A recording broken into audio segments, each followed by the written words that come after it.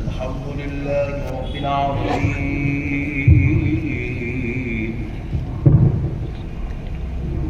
والصلاة والسلام على سيد الأنبياء والمرسلين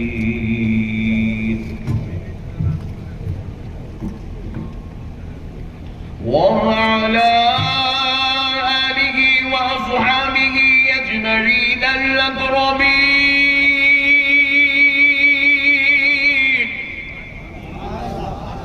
أشهد أن لا إله إلا الله وحده لا شريك له وأشهد أن سيدنا ونبينا ومولانا محمدا عبده ورسوله.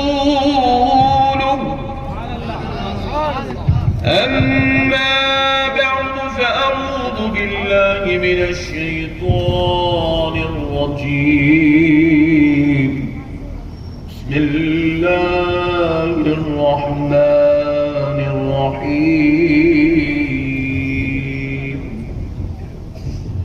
ومن يشاقق الرسول من بعد ما تبين له الهدى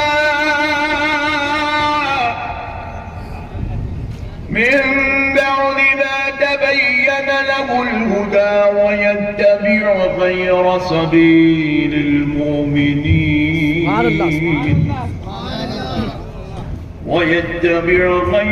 سبيل المؤمنين نوله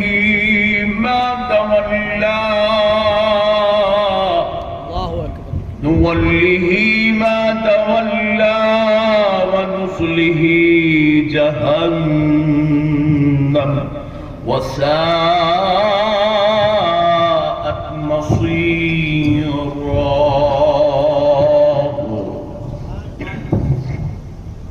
صدق اللہ العظیم.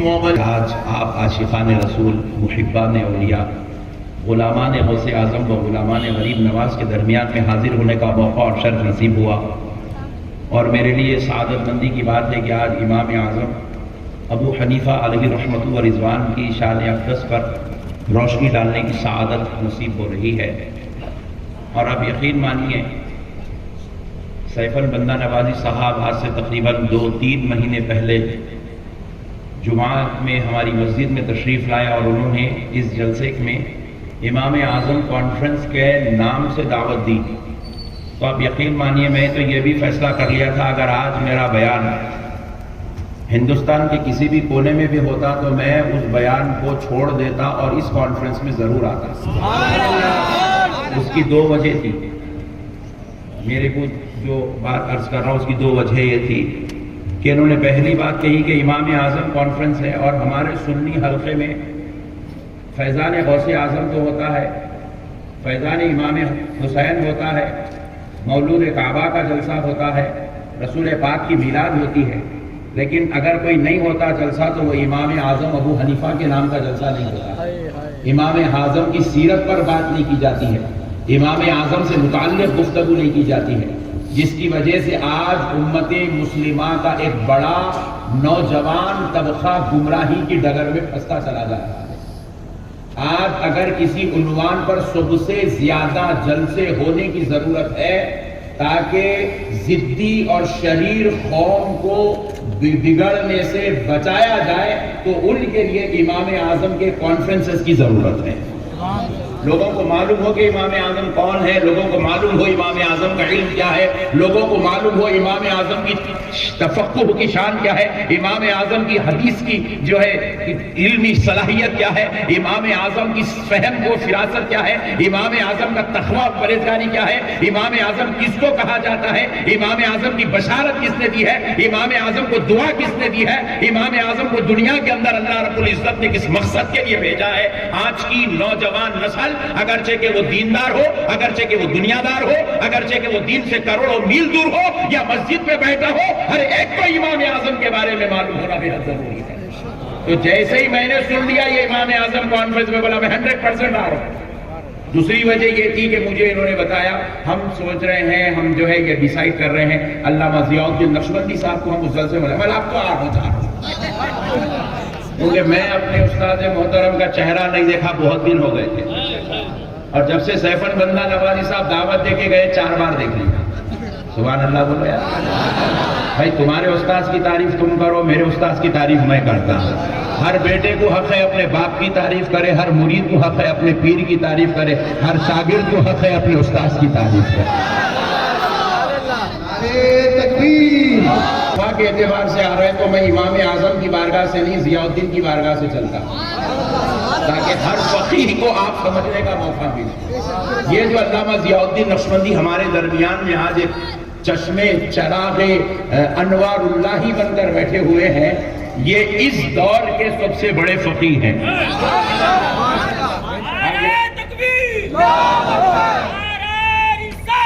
ٹھنڈے نعرے نکو لگاؤ بھائی، یہ ڈپلیکیٹ باتیں ہونا ہی نہیں. ضیاء الدین نقشبندی صاحب میرے استاد محترم ہے، مجھے تعریف کرنے کا پورا حق ہے، اور حیدرآباد کے اندر ایک ایسے عظیم عالم دین ہیں. حیدرآباد کی عوام کو بلکہ پورے تلنگانہ کی قوم کو اس عالم کی قدر کرنی چاہیے. مرنے کے بعد تعزیت کا جلسہ کرنا کوئی عقل مندی کی علامت نہیں ہے، رہے تک قدر کرنا کمال کی ہے. ان کا تعزیتی جلسہ، ان کا مرے تک تو ہاتھ نہیں چوما بیٹا، جلتا تھا دیکھ کے منہ چھڑا لیتا تھا، مرے وقت تعزیت میں جا کے بیٹھ رہا، ڈبل روٹی ملتی بول کے. جن کے ایک ایک خطاب سے امت کے ایمان کو تحفظ نصیب ہوتا. حسد نہ کرے ان علماء اکرام سے، ان علماء اکرام حسد نہ کرے. اچھا ہم سے حسد کرنے والوں کو میں بعض اوقات پلٹ کے دیکھتا ہوں، انہیں بہت بڑا مولانا دیکھ کر اپنے سے جل رہا، پٹے کو سورہ فاتحہ پڑھنا نہیں آتا، اپنے سے جلتا. ہم بولے نو پرابلم بیٹے، تیرے سے 56 روزانہ ہماری مارکیٹ میں پھرتے رہتے، چل نکل یہاں سے. بہرحال تھوڑا جواب دینا ضروری تھا، اس لیے دے دیا. آپ لوگوں کو نہیں سمجھ میں آتا، جس کو سمجھنا انہیں پورا سمجھ لے، آپ ٹینشن نہ کرو. اب دوسرا مسئلہ سنو میرے پیارے بھائی. میں پورے ہندوستان پھرتا ہوں، بلکہ اللہ کا کرم میرے اساتذہ کی دعائیں ہیں، دنیا بھر کے 13 ممالک گیا. 13 ممالک صرف تقریر کے لیے 13 ممالک گیا. تو پیارے بزرگوں اور دوستوں، جہاں جاتا ہوں اسٹیجوں پہ بیٹھتا ہوں، 150 200 علماء اکرام، 100 50 25 30 علماء ہوتے ہیں. مجھ سے پہلے بھی کوئی علماء کا خطاب ہوتا ہے تو میں بیٹھتا ہوں، ان کو سنتا ہوں. مگر خدا کی قسم آج تک پورے ہندوستان میں کوئی عالم اس دماغ پہ چڑھائی چلی. اللہ کی قسم کوئی نہیں چڑھا اس دماغ پہ اب تک ایک چڑھائی چلی. کہیں کو نہیں چڑھا بول کے میں خود سوچا ایک دن کہیں کو چڑھتا کہیں کو نہیں. حالانکہ عالم دین ہے، مقرر ہے، شملہ ہے، جبہ ہے، خبہ ہے، چڑھتا کہیں کو نہیں میرے دماغ پہ. اس لیے نہیں چڑھتا. یہ آنکھ 8 سال تک مفتی ضیاء الدین نقشبندی کی صحبت میں بیٹھی ہوئی ہے. ضیاء الدین نقشبندی کو سنا ہے، یہ آنکھوں نے ضیاء الدین نقشبندی صاحب کو دیکھا ہے. میری آنکھ پر ان کی نام کا چشمہ لگا ہوا ہے. اب میں جس عالم کو دیکھتا ہوں، ان کے حوالے سے دیکھتا ہوں، ان کی صورت سے دیکھتا ہوں. جس عالم کو دیکھتا ہوں، ان کو ایک پلڑے میں رکھ کر اس کو دوسرے پلڑے میں رکھتا ہوں. جس عالم کا بیان سنتا ہوں، اس عالم کو ایک نظر میں رکھتا ہوں، اس کو دوسری نظر میں رکھتا ہوں. اللہ کی عزت و جلال کی قسم، آج تک پورے ہندوستان میں نے ضیاء الدین نقشبندی کا کوئی سالی نہیں پایا، اس لیے وہ میرے دماغ پہ نہیں چڑھ پاتا. آپ کو بھی ذرا علماء، ہمارے علماء کی قدر ہونا بول کے آپ کو سنا رہا ہوں میں. آپ کو قدر ہونی چاہیے ہمارے علماء اکرام کی. الحمدللہ ایسے جلیل القدر ہستیاں ہمارے بیچ میں ہیں. ایک بات سنیے، میں ایک مرتبہ کسی کام سے دارالفتہ آیا تھا جامعہ نظامیہ. حالانکہ جب ہم پڑھ کے فارغ ہو گئے تھے نظامیہ سے تو مفتی عظیم الدین صاحب قبلہ رحمت اللہ علیہ سے ہماری بڑی محبت تھی. حضرت مجھ پر بڑی شفقت فرماتے تھے، حضرت مجھ پر بہت کرم کرتے تھے، دعاؤں سے سرفراز فرماتے تھے. تو میں حضرت سے وابستہ تھا، حضرت سے ملنے ملانے کے لیے، مسئلے مسائل پوچھنے کے لیے، دریافت کرنے کے لیے جامعہ نظامیہ آتا. تو میں جامعہ نظامیہ آیا تھا، دارالفتہ میں بیٹھا ہوا تھا، اور اصحاب کہف سے متعلق ایک مسئلے پر حضرت کے پاس جو ہے سوال آیا تھا اور حضرت اس کا جواب تلاش کر رہے تھے. آپ یقین مانیے وہ اتنا پیچیدہ سوال تھا، اصحاب کہف سے متعلق پیچیدہ مسئلہ تھا. مفتی عظیم الدین صاحب قبلہ رحمت اللہ علیہ اس مسئلے کو تلاش کر رہے تھے. پھر اس کے بعد آپ کے جو ہے ساتھ میں اور بھی 2-4 جلیل القدر علماء جو اس وقت بھی جامعہ نظامیہ میں موجود ہیں وہ بھی موجود تھے، اور حضرت عبدالغفور صاحب قبلہ رحمۃ اللہ علیہ جو حال ہی میں پردہ فرمائے وہ بھی اس وقت وہاں دارالافتاء میں موجود تھے۔ آپ یقین مانیے میں اس نشست میں 1 گھنٹے تک میں بیٹھا رہا اور میں کچھ بات نہیں کر رہا، میں خاموش دیکھ رہا تھا، کیونکہ حضرت قبلہ چاہتے تھے کہ وہ مسئلہ نکل جائے، جواب مل جائے۔ دارالافتاء سے جو ہے لائبریری کو بھیجایا گیا، 6, 8, 10 کتابیں وہاں سے منگائی گئی۔ اس کے بعد اس کتابوں سے مسائل ڈھونڈ رہے ہیں، علماء کرام اس کو تلاش کر رہے ہیں، لیکن وہ مسئلہ نہیں مل رہا۔ تو آخر میں مفتی عظیم الدین صاحب ایک کتاب ایسے ٹیبل پہ رکھ کے فرمائے میاں ضیاء الدین کو فون ملاؤ بولے۔ اور اس وقت حضرت جو ہے اجلاس میں درس تدریس میں مصروف تھے، تو پھر دارالافتاء سے فون جو ہے محتمم صاحب کو ملایا گیا، محتمم صاحب کو بولا گیا کہ مفتی ضیاء الدین صاحب کو فون دیجئے۔ مفتی ضیاء الدین صاحب اس وقت جماعت میں پڑھا رہے تھے، درس دے رہے تھے۔ آپ کو وہاں سے جیسے اطلاع ملی، آج کا ایک دن بیٹھ جاؤ، ہمیشہ یہ کرسی کے واسطے لڑتی رہی تھی۔ اللہ یہ کرسی پہ بیٹھنے والوں کو سلامتی نصیب کرے، بشرطے کہ وہ حیدرآباد کے ہوتے۔ مفتی صاحب نے کتاب بند کر کے رکھ دی اور رکھ کے کہا کہ میاں ضیاء الدین صاحب کو فون ملاؤ۔ اسی وقت دارالافتاء سے محتمم صاحب کو فون ملایا گیا۔ محتمم صاحب اس وقت جو ہے ان کو کہا گیا کہ ضیاء الدین صاحب کو فون دیجئے۔ آپ گئے اجلاس سے، مفتی ضیاء الدین نقشبندی صاحب قبلہ مدد اللہ العالی داماد برکاتہ العالیہ کو بلایا گیا، اور آپ وہیں پر کھڑے رہے محتمم کے اجلاس میں۔ دارالافتاء سے بات ہو رہی ہے، میاں ضیاء الدین صاحب، مفتی عظیم الدین صاحب بات کر رہے ہیں فون پہ، کہا میاں ضیاء الدین یہ مسئلہ ہے، تو ضیاء الدین صاحب وہیں سے فون پہ کہہ رہے ہیں حضرت یہ کتاب میں ہے، فلاں ورق پہ ہے، فلاں آیت کے پاس ہے، فلاں جگہ پہ ہے، اور خدا کی قسم جو 1 گھنٹے میں مسئلہ حل نہیں ہوا تھا، اللہ نے میرے ضیاء الدین پر یہ کرم کیا کہ سرکار محدث دکن کا فیضان، امام انوار اللہ فاروقی کا فیضان، وہ مسئلہ 1 منٹ کے اندر حل ہوتا تھا۔ میں پورا ہندوستان پھرتا ہوں، پورا ہندوستان۔ اس مارچ کے مہینے میں آپ یقین مانیے میرے 20 جلسے ہیں، جس میں سے اب تک میں 2 جلسے کر چکا ہوں۔ پہلا جلسہ بہار میں کیا، دوسرا جلسہ جھارکھنڈ میں کیا، آج تیسرا جلسہ آپ کے پاس کر رہا ہوں۔ 5 تاریخ ہے، 3 جلسے کر چکا ہوں، 30 تاریخ تک میرے 20 جلسے۔ 20 جلسوں میں آپ یقین مانیے میں علماء کرام کو دیکھتا ہوں، سنتا ہوں، ہر چیز ان سے ملاقات ہوتی ہے، لیکن آپ قدر کیجئے ایسا عالم دین پورے ہندوستان میں مجھے کہیں نہیں ملا۔ آپ قدر کیجئے اپنے علماء کی، اپنی علماء کی قدر کیجئے، ایسا عالم مجھے نہیں ملا۔ آپ کو کہاں سے مٹھی ملے گا؟ نہیں مل سکتے میرے پیارے بھائی۔ ایک مرتبہ عرب سے کچھ مہمان جامعہ نظامیہ کے لیے تشریف لائے تھے، اور وہ جامعہ نظامیہ کا دورہ کرنا چاہتے تھے، جامعہ نظامیہ دیکھنا چاہتے تھے، جامعہ نظامیہ کے متعلق معلومات کرنا چاہتے تھے۔ شاید مجھے ذہن میں آ رہا ہے وہ کویت کا قافلہ تھا، اور اس وقت وہ قافلے کو لے آیا گیا۔ شیخ الجامعہ حضرت مفتی خلیل احمد صاحب قبلہ زین الفقہا مدد اللہ العالی کی بارگاہ میں اس قافلے کو لایا گیا۔ حضرت اپنی مسند سے کھڑے ہوئے ان کا استقبال کیا، ان کو بٹھائے، اور اس کے بعد وہ چاہتے تھے کہ نظامیہ کا دورہ کریں۔ آپ یقین مانیے اس وقت حضرت مفتی خلیل احمد صاحب ایک زبان ہو کر کہتے میاں ضیاء الدین صاحب کو بلا۔ ضیاء الدین صاحب آئے، کیونکہ وہ جانتے تھے ان کی طبیعتوں کو، ان کی مزاجوں کو اگر کوئی سمجھ سکتا ہے تو وہ ہمارے اس شہزادے کے اندر وہ شان ہے، اس امام انوار اللہ فاروقی کے نور نظر میں وہ شان ہے، اور جانتے تھے کہ اگر ان کو کچھ سمجھا بھی سکتا ہے تو اللہ نے یہ صلاحیت بھی ضیاء الدین صاحب کو عطا۔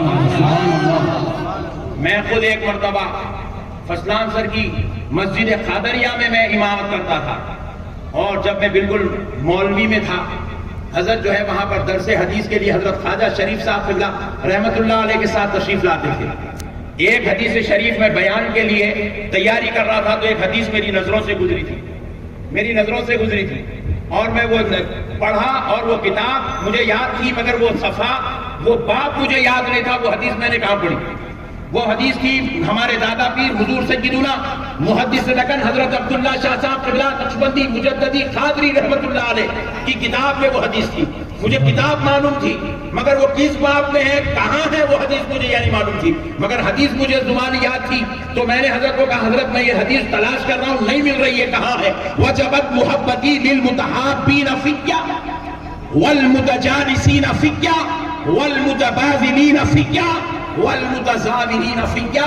جب میں اس حدیث پاک کو حضرت کو سنایا، خدا کی قسم میں پوری حدیث تو اب سنایا، جب حضرت کو میں پوری حدیث میں سنایا، حضرت حالانکہ وہ زجاجۃ المصابیح میں کہا میاں یہ باب میں ہے، یہ صفحے میں ہے، یہ صفحے میں یہاں آؤ یا نیچے لکھی ہوئی حدیث آپ کو۔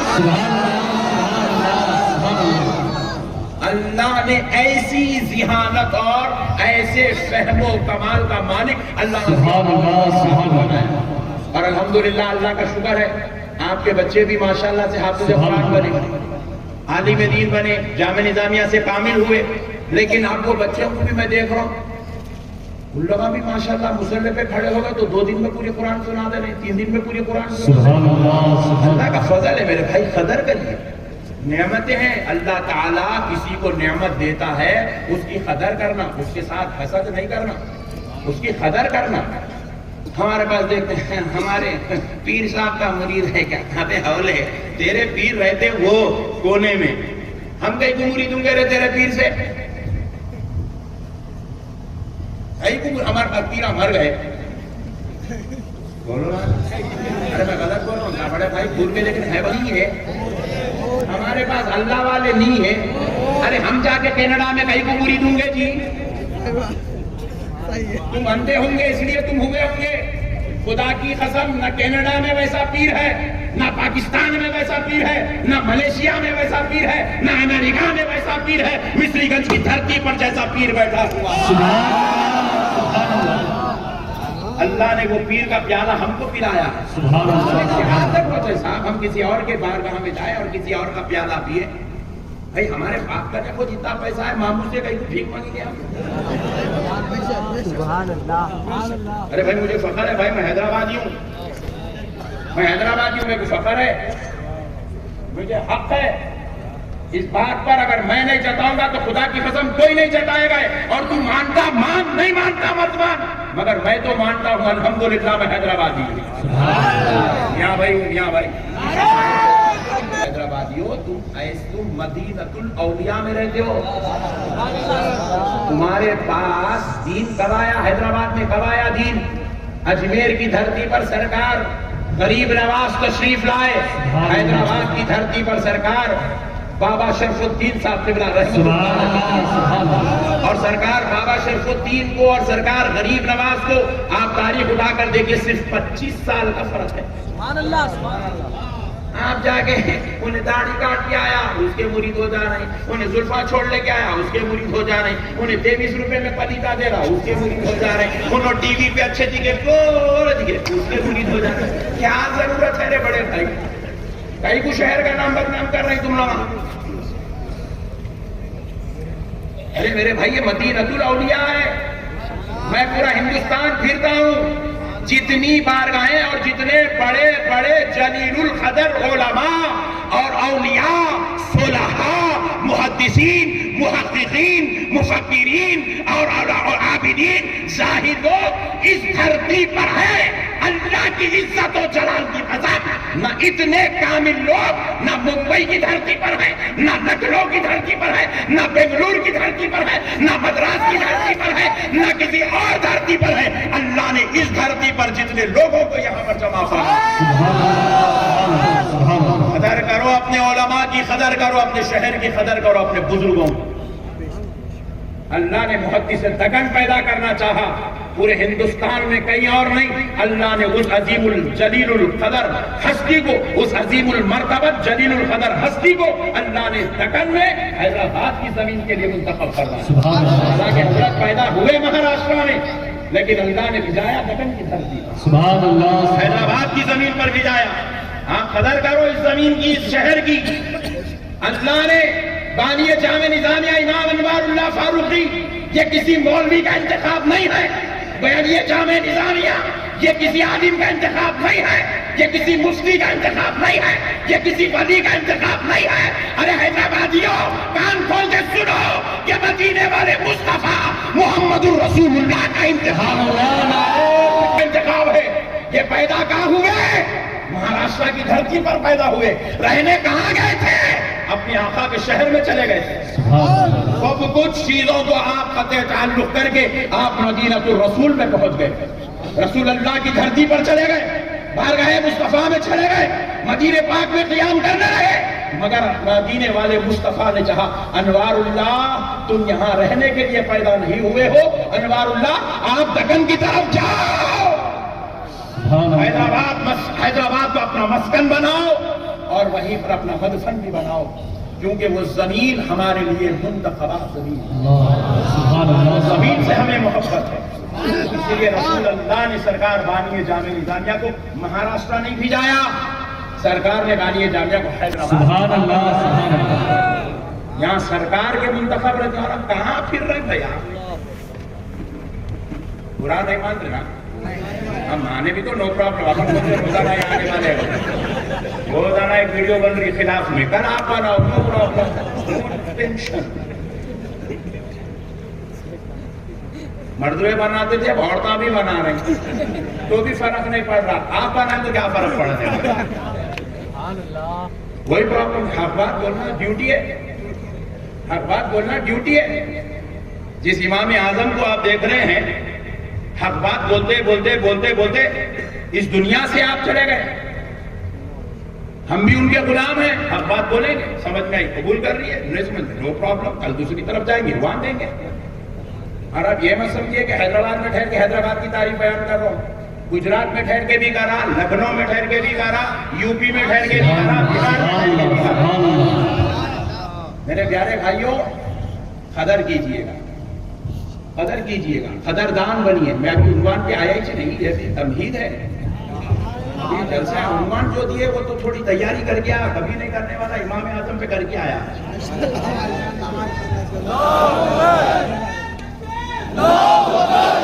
ہے عثمانیہ یونیورسٹی میں شاگرد بیٹھا ہوا ہے سنتوش نگر میں. استاد کو شاگرد کا نام نہیں معلوم، شاگرد کو استاد کا پتہ نہیں معلوم. ڈگری چل رہی BSc، پاس ہوتا ہی نہیں. بولو جی، پڑھے لکھے لوگ آپ تو اللہ کا شکر ہے، تو معلوم اللہ تیرا شکر ہے. یعنی کہ آپ کو ڈگری لینے کے لیے ایک ہی چھت کے نیچے استاد بھی ہونا ضروری ہے، شاگرد بھی ہونا ضروری ہے. کم سے کم کالج کو نہیں گیا تو نہیں گیا، سبجیکٹ کی کلاس میں بھی اٹینڈ کر لیا، شام میں جا کے استاد کے گھر پہ تو بھی پڑھ لیا تو بس ہے. ضروری ہے نا بھائی. اب میرے کو آپ بولیے، یہ استاد کے پاس آپ جا کے یونیورسٹی پڑھ رہے ہیں، بدلے میں کیا ملنے والا ہے؟ ڈگری. اور ہمارے پاس تو حیدرآباد میں ایسے انٹیلیجنٹ بچے ہیں، MBA کرا کال سینٹر میں جاب کرتا. اتنے انٹیلیجنٹ ہے پٹھے اپنے پاس، کرتا MBA جاب کرتا کال سینٹر میں.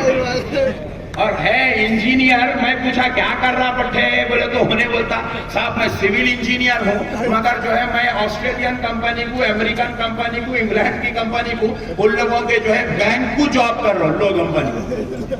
یہ گمت ہے میاں بہن میں. انجینئر بنتا سول، جاب کرتا بینک کو. انہیں بول رہا کیا تو بھی ہوتے حضرت پیسے آئے تو بس ہے. No problem. تو آپ کو ڈگری ملی. ڈگری ملنے کے لیے آپ کو استاذ کی صحبت، استاذ سے نسبت، استاذ کے سامنے زانوے ادب طے کرنا، علم سیکھنا ضروری ہے. مگر پیر اور مرید کا کیا تعلق ہے؟ پیر مرید کی صحبت میں، مرید پیر کی صحبت میں بیٹھ کے کوئی ڈگری لینا نہیں ہے. White to be noted. پیر کی صحبت میں بیٹھ کے کوئی ڈگری لینا نہیں ہے. پیر کی صحبت میں بیٹھ کے نام کے ساتھ چشتی، قادری، نقشبندی، سہروردی لکھنا نہیں ہے. پیر کی صحبت میں بیٹھ کے آپ کو کلین شیو تھے، داڑھی چھوڑ لیا، امامہ بن لیا، یہ مقصد نہیں ہے. پیر کی صحبت میں بیٹھ کے اللہ تک پہنچنا مقصد ہے. کیا ہے بولو؟ اپنا ہاتھ پیر کے ہاتھ میں دیے اور پیر صاحب ان کا ہاتھ ان کے پیر کے ہاتھ میں دیے اور انہوں ان کے پیر کے ہاتھ میں دیے، انہوں ان کے پیر کے ہاتھ میں دیے، انہوں ان کے پیر کے ہاتھ میں دیے، سارے پیروں کا ہاتھ چلتے چلتے پیرانے پیر کے ہاتھ میں ہے، پیرانے پیر کا ہاتھ اوپر چلتے ہوئے سرکار جنید بغدادی کے ہاتھ میں ہے، جنید بغدادی کا ہاتھ سری السقطی کے ہاتھ میں ہے، سری سقطی کا ہاتھ اوپر چلتا ہوا حضرت مولا علی کے ہاتھ میں ہے، مولا علی کا ہاتھ رسول اللہ کے ہاتھ میں ہے، رسول اللہ کے ہاتھ پر اللہ کا ہاتھ، کس کا ہاتھ ہے؟ یہ ہاتھ دینے کا مقصد ہی یہ ہے بیعت کرتے وقت مصافحہ کرنا یا کپڑا پکڑنا، یہ بیعت کرتے وقت مسئلہ یہ ہے تاکہ یہ نسبت یہ چین قائم ہو جائے۔ تو مرید بن کے آپ کو نام کے ساتھ ٹائٹل لکھنا نہیں ہے، نقشبندی ہو گیا، چشتی ہو گیا، قادری ہو گیا، یہ ہو گیا، شملہ بننا مقصد نہیں ہے۔ شملہ بننا ہے تو مولوی کی صحبت میں بیٹھ، داڑھی چھوڑنا ہے تو کسی اچھے نیک آدمی کی صحبت میں بیٹھ، پیر کی صحبت میں بیٹھ کے اللہ سے ملنا ہے، عرفان مصطفیٰ حاصل کرنا ہے، معرفت الہی حاصل کرنا ہے۔ تو اب سنو، استاذ کی مجلس میں نہیں بیٹھا تو علم نہیں آتا، پیر کی مجلس میں نہیں بیٹھا تو رب کہاں سے ملتا؟ قلب کی اصلاح کیسے ہوتی؟ کئی لوگ حیدرآباد میں ایسے ہیں، مرید ہو گئے، میں پوچھا پیر صاحب کہاں ہے؟ کینیڈا میں۔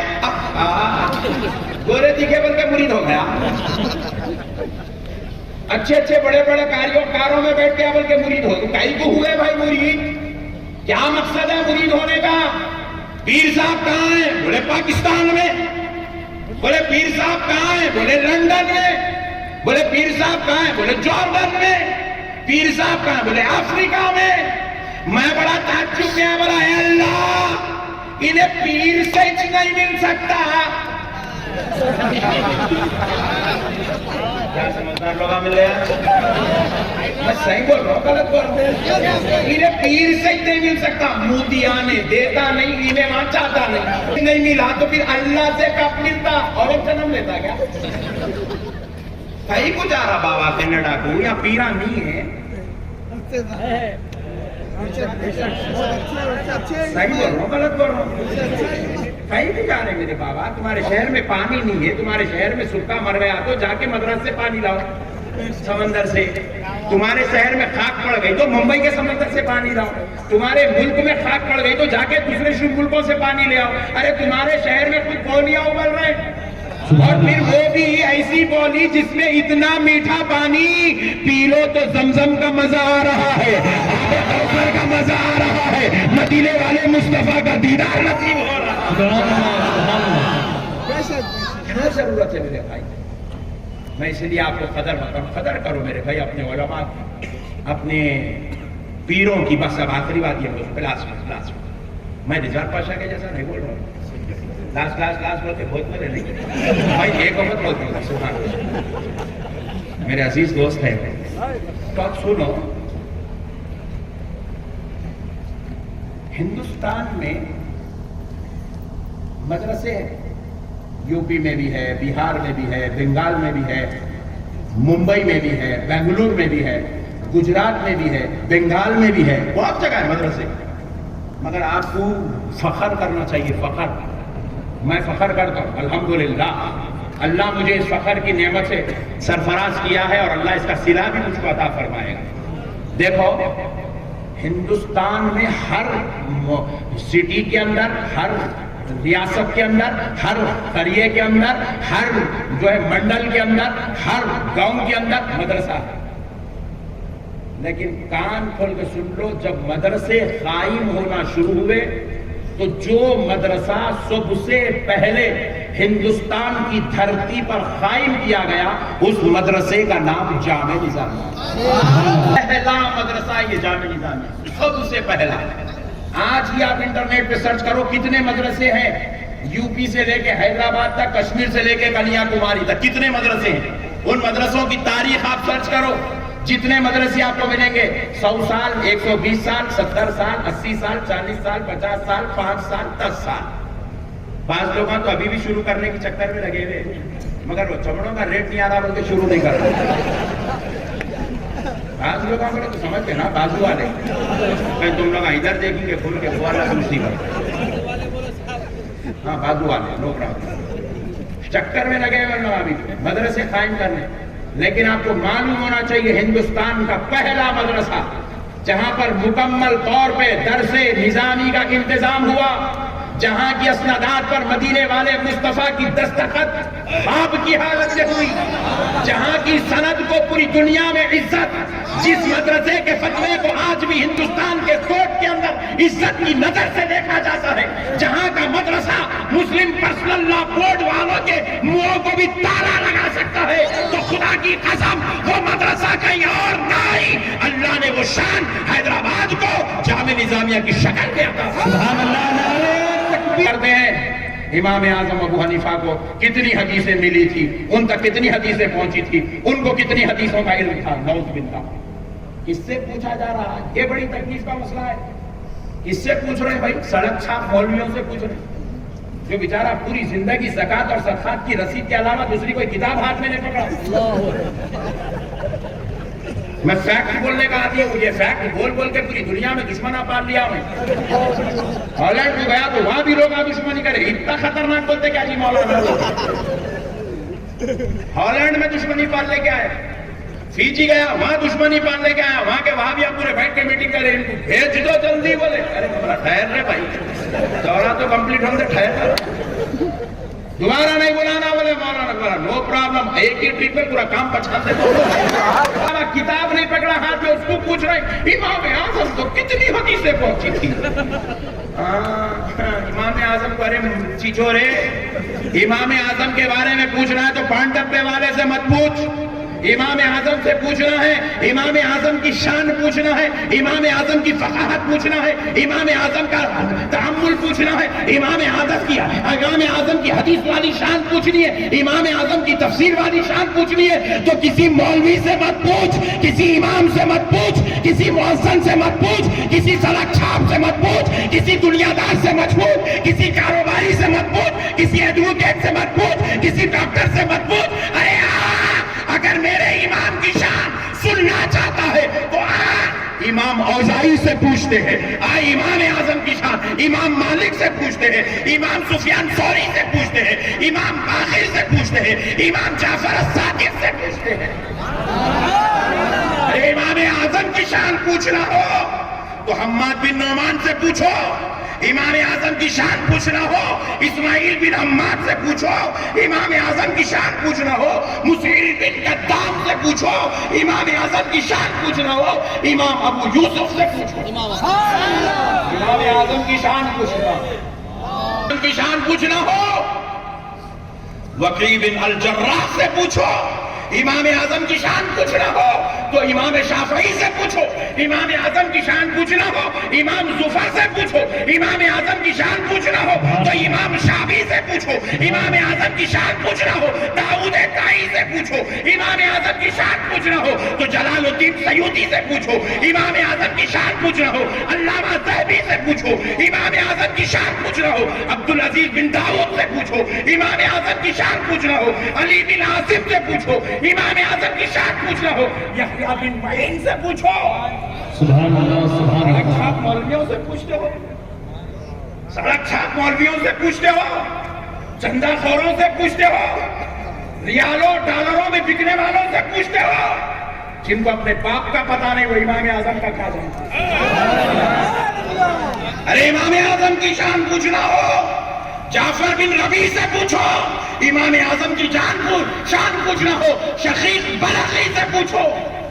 امام اعظم کی شان پوچھنا ہو معروف کرخی رضی اللہ عنہ سے پوچھو. سبحان اللہ سبحان اللہ. امام اعظم کی شان پوچھنا ہو امام احمد بن حنبل سے پوچھو.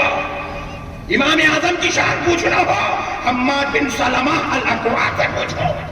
امام اعظم کی شان پوچھنا ہو مقاتل بن حیان سے پوچھو.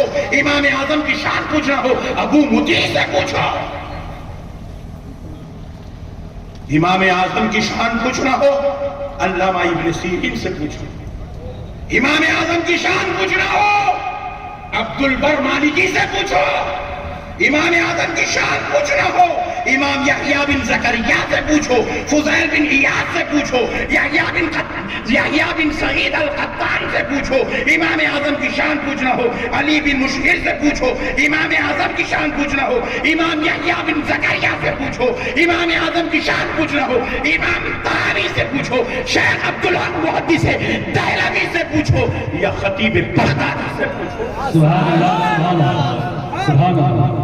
اگر تم یہ دنیا تک سفر نہیں کر سکتے، ان کی کتابیں نہیں پڑھ سکتے، ان کی بارگاہوں تک نہیں جا سکتے، ظالمو تم نے بزرگوں کی زیارت کرنا شرک و حرام سمجھا ہے، یہاں تک نہیں جا سکتے تو کم سے کم آؤ، میرے ایمان کو سمجھنا ہو تو کم سے کم حقیقت الفقہ ہاتھ میں پکڑ کر امام انوار اللہ فاروق سبحان اللہ سبحان اللہ سبحان اللہ سبحان ارے اللہ۔ اگر وہاں تک بھی نہیں جا سکتے کیونکہ وہاں ضیاء الدین جیسے عالی شان عظیم المرتبت علماء بیٹھے ہیں، وہاں تک نہیں جا سکتے تو کم سے کم مصری گنج میں آؤ، زجاجۃ المصابی ہاتھ میں پکڑ کر سرکار محدث تقی سبحان اللہ سبحان اللہ سبحان اللہ۔ امام اعظم کی شان کیا ہے؟ سورج کے بارے میں چراغ کو کیا پوچھتے؟ اگر کوئی کہتا میں امام اعظم کو نہیں مانتا، اللہ کی عزت و جلال کی قسم میں نہیں کہہ رہا ہوں، تفسیر مظہری اٹھا کر دیکھ لیں، فتاوی شامی اٹھا کر دیکھ لیں، میں نہیں کہہ رہا ہوں، فرمایا جاتا ہے فتاوی شامی کتاب الزبح اٹھا کر دیکھ لیں، شارح در مختار نے کتاب الزبح میں لکھا ہے، امام طحاوی نے شرح در مختار کتاب الزبح میں لکھا ہوا ہے کہ بعض مفسروں نے کہا کہ فرقہ ناجیہ اہل سنت والجماعت کا 4 مذاہب پر جمع ہے، اجماع ہے، 4 مذاہب پر یہ جمع ہوا ہے، مذہب حنفی، مذہب مالکی، مذہب شافعی، مذہب حنبلی، یہ 4 مذہبوں پر یہ اہل سنت والجماعت جمع ہوا، اور فرماتے تفسیر مظہری دیکھیں اور شرح در مختار کتاب الزبح دیکھیں، فرماتے ہیں ان 4 کے علاوہ اگر کوئی دوسرا فرقہ اختیار کرتا ہے تو وہ اہل بدعت ہے اور وہ جہنمیوں میں سے ہے۔ کس میں سے ہے؟ ذرا زور سے بولے، جہنمیوں میں سے۔ ان 4 کے علاوہ کسی اور میں گیا، میں نے کہہ رہا ہوں کل گالی میرے کو نہیں دینا پلیز، آپ کا تعارف بیان کر رہا ہوں اور مجھے معلوم ہے ہمارے لائف ٹیلی کاسٹ آپ دیکھ رہے ہیں۔ میرے پیارے بھائیوں، یہ دین ہے میرے بھائی، یہ اسلام ہے، یہاں پہ منمانی نہیں چلتی، آپ کے گھر میں نہیں چلتی جی، اپنی بات بولے تو کہیں بیگم تو بھی اختلاف کرتے ہیں، کہیں جو ہے بیٹی تو بھی اختلاف کرتی، کہیں بھائی تو بھی اختلاف کرتا، کہیں بابا تو بھی اختلاف کرتے، اپنی بات اپنے گھر میں نہیں چلتی، یہ دین میں کیسا چلے گا؟ یہ 4 مذہب میں سے آپ کو کوئی مذہب اختیار کرنا ہے اور یہ 4 طریقے ہیں، یہ 4 راستے ہیں، کس بات کے؟ اللہ اور اس کے رسول تک پہنچنے کے، جنت تک پہنچنے کے راستے ہیں یہ، ان کو چھوڑ کر آپ جنت تک نہیں جا سکتے، ان کو چھوڑ کر آپ حق کو نہیں پا سکتے، ان کو چھوڑ کر آپ خدا تک نہیں پہنچ سکتے، نہ آپ کو معرفت الہی نصیب ہوگا، نہ آپ کو عرفان مصطفیٰ نصیب ہوگا۔ میرے پیارے بھائیوں، ایک اور مسئلہ سن لو، ابھی میں حضرت، کیونکہ کل صبح جامعہ نظامیہ میں 10 بجے حضرت قبلہ کو رہنا ہے اور آپ ہم سب مل کے حضرت کو جو ہے حضرت اخلاقی طور پہ بیٹھے ہوئے، تقریر ہو گئی، چلے جاتے ہیں، اخلاقی طور پہ بیٹھے بولے بچہ تقریر کر رہا، آج ایک دن سن لیں گے بول کے بیٹھے ہوئے، کیونکہ میں تھوڑا سکون سے چلنا چاہ رہا ہوں، آج ایک دن ملے سوچتے کو ذرا آپ لوگوں کو امام اعظم کا ذرا اچھی محبت کا جام پلانا چاہ رہا ہوں، لیکن اپن کیا کریں گے تو حضرت کو اجازت دے دیں گے۔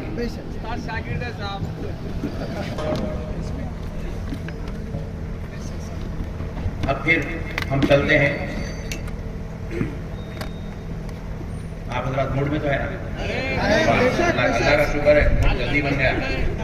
آپ کو سمجھ کے لیے آئے ہیں ایسے بات نہ کرو بھائی، علماء گئے بعد ایسا بولتے رہے۔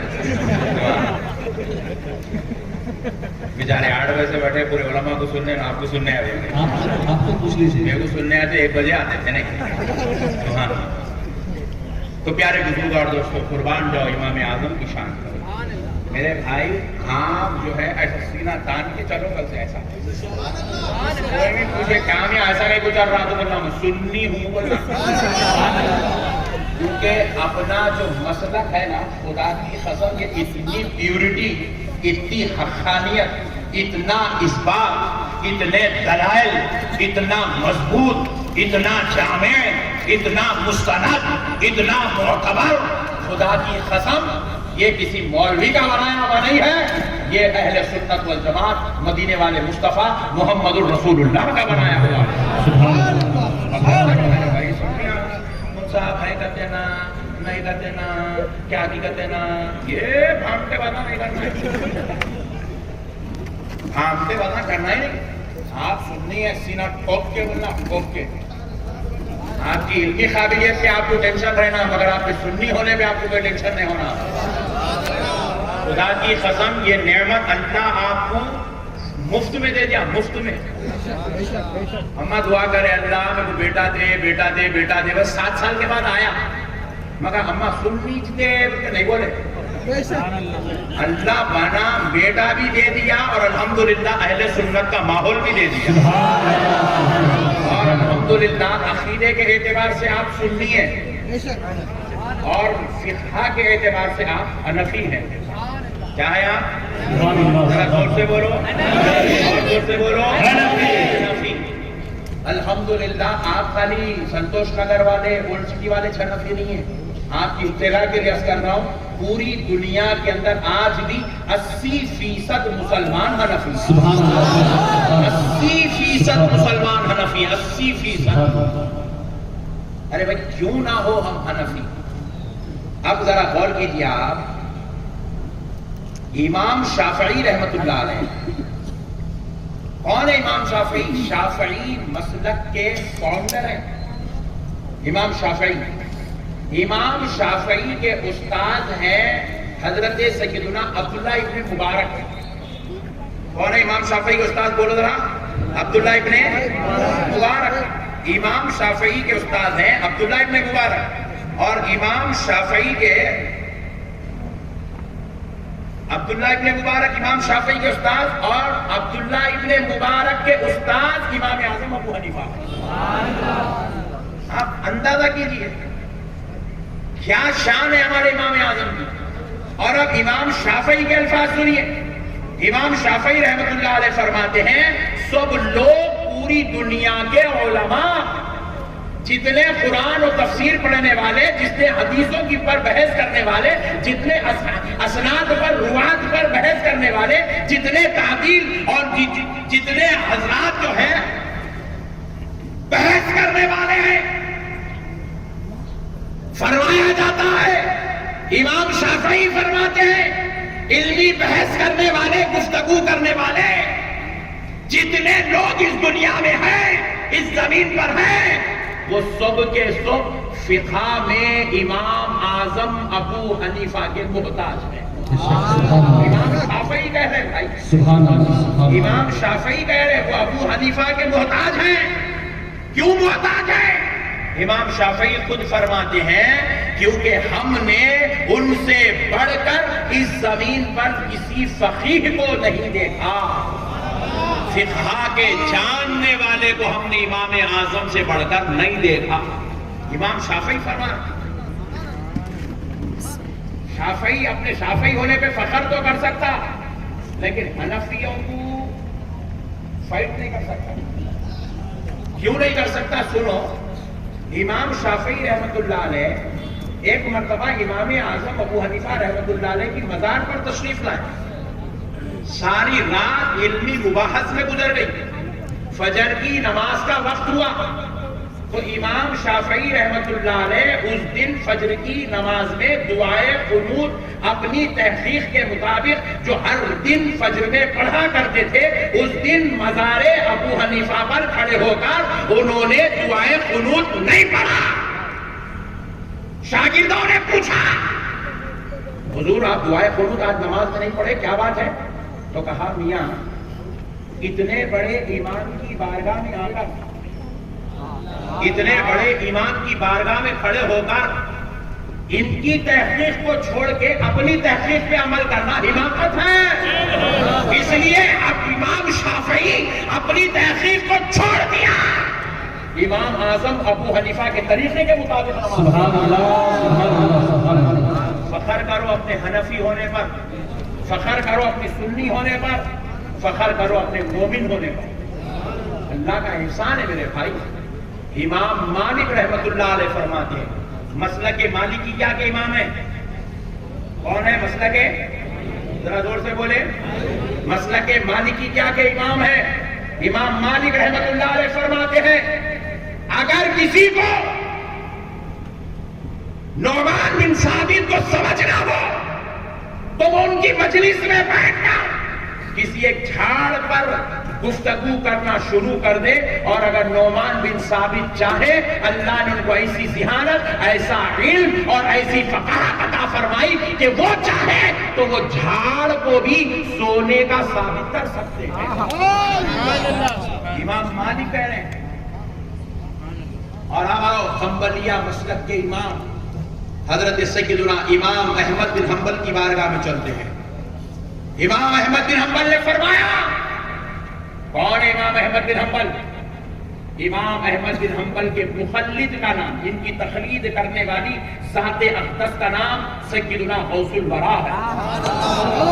غوث الورا غوث اعظم کے امام ہیں، غوث اعظم جن کی اقتداء میں زندگی گزارے، جو غوث اعظم کے فقہی امام ہیں وہ ہے حضرت امام احمد بن حنبل۔ اور امام احمد بن حنبل کون؟ 7.5 لاکھ حدیثوں کے حافظ ہیں۔ 7.5 لاکھ حدیثوں کے حافظ۔ کون ہے امام اعظم؟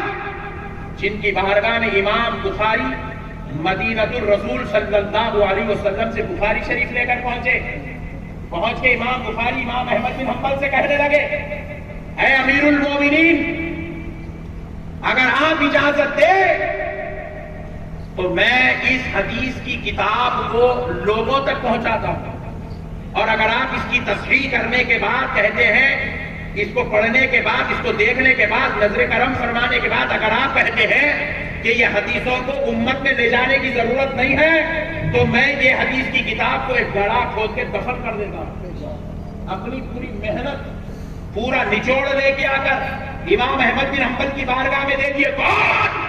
امام بخاری۔ اور امام احمد بن حنبل نے جب اس کتاب کو پڑھا، جب آپ نے اس کے پر نظر فرمائی تو آپ نے کہا، اسماعیل بخاری تمہیں مبارک ہو، مدینے والے رسول نے، اللہ نے تمہارے کام کو قبول فرما دیا، اسے لوگوں تک پہنچا دو۔ تو تب بخاری شریف آج ہمارے سامنے ہے۔ وہ امام احمد بن حنبل 7.5 لاکھ حدیثوں کے حافظ شاگرد ہیں، کس کے؟ حضرت سیدنا عبداللہ ابن مبارک کے۔ اس کے شاگرد ہیں عبداللہ ابن مبارک۔ اور عبداللہ ابن مبارک کون؟ جن کو اس زمانے کے علماء، آج کے مولوی کی بات نہیں، اس زمانے کے علماء عبداللہ ابن مبارک کو امیر المومنین فی الحدیث کہتے تھے۔ حدیث کی دنیا میں اگر کوئی ایمان والوں کا امیر ہے تو اس ذات کا نام عبداللہ ابن مبارک ہے۔ عبداللہ ابن مبارک کون؟ امام اعظم ابو حنیفہ کی نالین اٹھانے والے، ان کے دربار میں بیٹھنے والے، ان سے اکتساب علم حاصل کرنے والے۔ سبحان اللہ سبحان اللہ، کیا بات ہے، کیا بات ہے، سبحان اللہ۔ اس ذات کا نام عبداللہ ابن مبارک ہے جنہوں نے امام اعظم کی جوتیاں اٹھائی، جوتیاں۔ امیر المومنین فی الحدیث جس کی جوتیاں اٹھاتا ہے اس ذات کو امام اعظم ابو حنیفہ کہا جاتا ہے۔ امام احمد بن حنبل کے دادا استاد ہیں حضرت سیدنا امام اعظم ابو حنیفہ رحمۃ اللہ. اب وہ امام احمد بن حنبل کیا کہتے ہیں سنیے. اس بات کو فتاوی شامی نے لکھا ہے. کس نے لکھا؟ ابن حجر، علامہ ابن حجر نے لکھا ہے. فرماتے ہیں امام احمد بن حنبل نے فرمایا، فتاوی شامی میں علامہ ابن حجر سے نقل کر کے لکھا ہے. فرماتے ہیں کون؟ امام احمد بن حنبل فرماتے ہیں کہ ابو حنیفہ رحمت اللہ علیہ علم میں، تقوی میں، زہد میں، ورع میں، عبادت میں اور دیگر معاملات میں، تلاوت قرآن میں، اخلاق میں، علم میں، فقاہت میں، فہم میں، فراست میں، ان کا کوئی ثانی ان کے جیسا اس زمین پر پیدا ہی نہیں ہوا. سبحان اللہ، سبحان اللہ. احمد بن حنبل فرمائے، سبحان اللہ. امام احمد بن حنبل فرمائے ان کا ثانی اس زمین پر پیدا نہیں ہوا. ان کا ثانی اس زمین پر پیدا نہیں ہوا. امام احمد بن حنبل فرمائے اور فرماتے ہیں اب ان کے استاد حضرت عبداللہ ابن مبارک کیا کہتے ہیں؟ ابو حنیفہ کے علاوہ عبداللہ ابن مبارک کہہ رہے امام اعظم کے بارے میں. تو پہلے یہاں پر ایک بات عرض کر دیتا ہوں. آپ نے امام احمد بن حنبل سے بھی امام اعظم کی تعریف سنی، امام مالک سے بھی امام اعظم کی تعریف سنی، امام شافعی سے بھی امام مالک کی تعریف سنی. میں کسی مخلف کی ہوئی تعریف نہیں سنا رہا ہوں. مسلک شافعیہ، مسلک حنبلیہ، مسلک مالکیہ کے امام نے جو ہمارے امام کی تعریف کی ہے وہ آپ کو سنا رہا سبحان اللہ، سبحان اللہ. ارے ہم کتنے خوش نصیب ہیں، نبی ملا تو ایسا 1,24,000 پیغمبر تعریف کرے. سبحان اللہ، سبحان اللہ. ارے غوث ملا تو ایسا سبحان اللہ، سبحان اللہ، سبحان اللہ، سبحان کہ اللہ. ساری دنیا کے ولی تعریف کرے. سبحان اللہ، سبحان اللہ. ارے امام ملا تو ایسا سارے محدثین فقہاء ائمہ تعریف. نعرہ تکبیر. اللہ نے نبی ایسا دیا، اللہ نے پیر ایسا دیا، اللہ نے امام ایسا دیا. سبحان اللہ، سبحان اللہ. پوری زندگی سجدے میں سر رکھ کے گزار دیے تو کم نہیں بہت جلدی جلدی پلا دیں. پہلی بار سن رہے نا جلوہ ایسی چھے اپنا. یہ جلوے کچھ دیکھ کے باہر والے پریشان ہیں، تقریب آپ نے جلوہ دیکھ کے بہت آنے لگا. کیا کہتے ہیں؟ سبحان اللہ. انرجی ہوتی ہے. اور کہتے ہیں امام اعظم ابو حنیفہ کے علاوہ کوئی حقدار نہیں کہ اس کی اقتدا کیا جائے، اس کی اقتدا کی جائے. کون کہہ رہے ہیں؟ عبداللہ ابن مبارک. عبداللہ ابن مبارک. اور یہ کوئی 200 سال پرانے ہیں، 300 سال پرانے لوگ نہیں ہیں. یہ پہلی صدی ہجری کے بزرگان ہیں. رسول پاک صلی اللہ علیہ وسلم پردہ فرمائے 13 ہجری میں. نہیں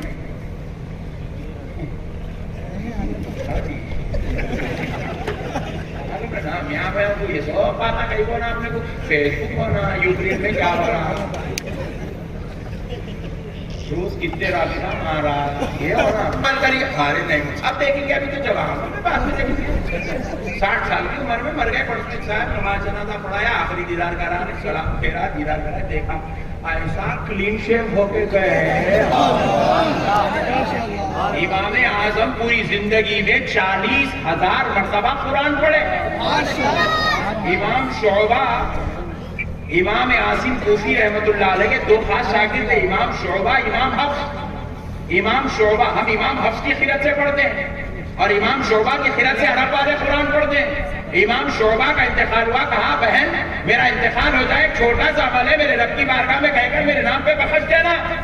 بہن پوچھتی ہے بھائی جان آپ خود کیوں بخش نہیں والے تھے؟ تو کہا مجھے رب سے وہ اس کا ثواب مانگنے میں شرم آتی ہے جو عمل میں نے کیا. پوچھے بھائی کیا عمل ہے؟ بولے بہن کچھ نہیں، چھوٹا عمل ہے. بولے کیا عمل ہے؟ کہا بہن میں اپنی زندگی میں 18,000 مرتبہ قرآن پڑھا، بس وہ ایک عمل. کتنا قرآن؟ کتنا؟ 8 پارے پڑھنے کے تو مردہ نکل جا رہا ہے اس کا. پھر بولتا جنت 2 ہاتھ اٹھا تو دے دو مولانا. ہاں اتنا بگٹ میں ملی تو کیا تھا، اتنی محنت نہیں کرتے تھے بزرگاں. سرکار امام اعظم ابو حنیفہ رحمۃ اللہ علیہ زندگی بھر قرآن کی تلاوت کرتے رہے. ایک رات میں ایک قرآن کی تلاوت فرماتے تھے. ہر روز پوری زندگی 360 دن میں 360 قرآن پڑھتے ہیں. وہ لوگ اتنے بڑے بڑے ہوتے کہ اتنی محنت کرے, آپ لوگ آپ کوٹ میں ہاتھ اٹھا رہے, چل آپ بولو کون جا رہا ہے جنت میں. بہرحال اللہ کرے آپ کو واقعی طور پہ اللہ تعالیٰ آپ کو میرے کو وہ عمل کی توفیق عطا فرمائے جو جنت میں لے جائے, وہ راستہ نصیب فرما دے, وہ بزرگوں کی صحبت نصیب فرما دے جن کے صدقے سے ہم جنت میں جائیں گے. عمل کریے میرے بھائی, عمل کے بغیر کچھ بھی نہیں ہے, سب بیکار ہے عمل, سب بیکار.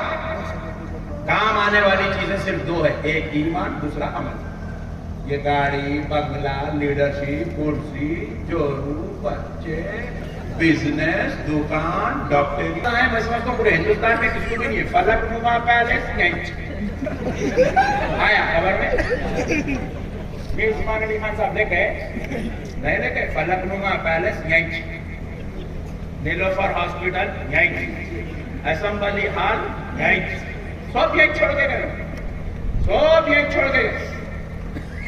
کوٹی, کنگ کوٹی اور کوٹی یہیں, کچھ بھی نہیں لگے ساتھ میں, کچھ بھی نہیں لگے. 4 مینار رکھ دے کے چلے, کیا تو لڑ لے کے مرو رہے تم لوگ, ساتھ میں تو نہیں لگے. اتنے بڑے بڑے دھارکاریاں, اب ہمیں کچھ بھی نہیں آیا, اپنے پاس تو چائے کے پیسے نہیں, اپنی خبر میں کیا. اب تو خیر نہیں چلا رہا ہوں, دشمنہ سے زیادہ ہو گئے. تو نے چلا رہے پیسے بتا گئے سمجھے کہ ویسا نہیں ہے, پورم گاڑیاں بہت ہو گئے بلکہ نہیں چلا رہا. کیا کریں گے, ان کو دیکھا تو ان کو نہیں دیکھ سکتے پھر گھور لیتے رہے. میں اپنے بھائیوں کو سمجھا لیتا بول کے نکل رہا. ہم کیسا جی رہے ہمارے کو معلوم, پٹھے ہمارے چھپو لوگ ہم حوصت کرتے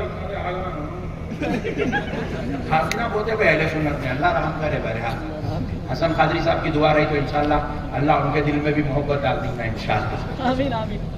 پیارے بزرگ اور دوستو, تو پیٹرول پمپ پہ میں بائک لے کے پہنچا. اسپلینڈر تھی, غریب بندی کا, چھوٹی موٹی شریف اسپلینڈر لے کے پہنچا. میرے ساتھ میں ایک بچہ تھا, اس کا تھی پلسر 220.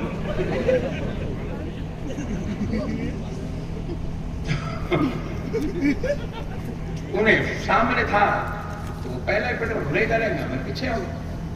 تو انہیں ایسے چابی دار کو ٹینک کھول دیا. بولا وہ بیچارہ پیٹرول پمپ والا گن پیٹرول میں اندر لگا دیا ٹینک میں. کتنے کا دار صاف کر دیں, ایسا اٹھا گاڑی پہ سے اٹھ کے ایسا پیچھے ہاتھ آ رہا, وہ ٹائٹ ٹی شرٹ جینس بہترین, ایسا ہاتھ آ رہا, پیچھے سے پاکٹ نکالا. اتنے اسٹائل سے نکال رہا, سینٹ مار کے آیا ہی نہیں, پوری ٹینک فل کر رہا تھا. لا سکتا ایسا ایک والیٹ کھولا, کھول کے والیٹ میں سے پیسے نکالا, 30 روپے کا تھا. یہ قوم کے اوپر کیسا ہے, NRC پوچھے تو اللہ تعالیٰ کووڈ کو بھیج دیے, پوچھنا ہی نہیں. خبریں سنوا دیا کا فضل ہے. دیکھا ارے باپ رے باپ, گرخانہ کو پہنو بولے تو اللہ تعالیٰ ان کے زبان سے بولنے لگا دیا. جو بول رہا اس کو FIR کو کر کے اندر ڈال دو. بولے ٹھچورے بنے کے بابا کر رہا.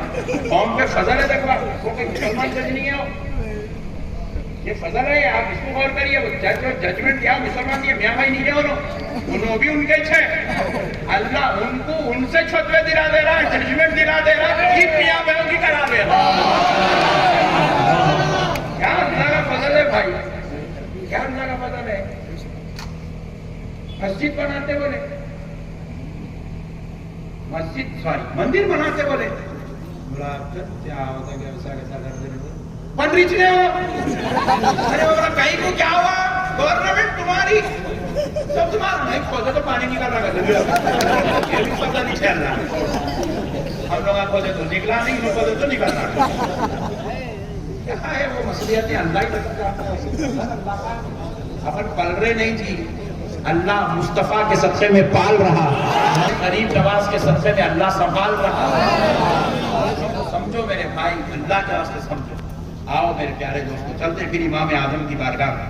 حضرت سیدنا عبداللہ ابن مبارک فرماتے ہیں, کوئی حقدار نہیں ہے کہ اس کی اقتدا کی جائے.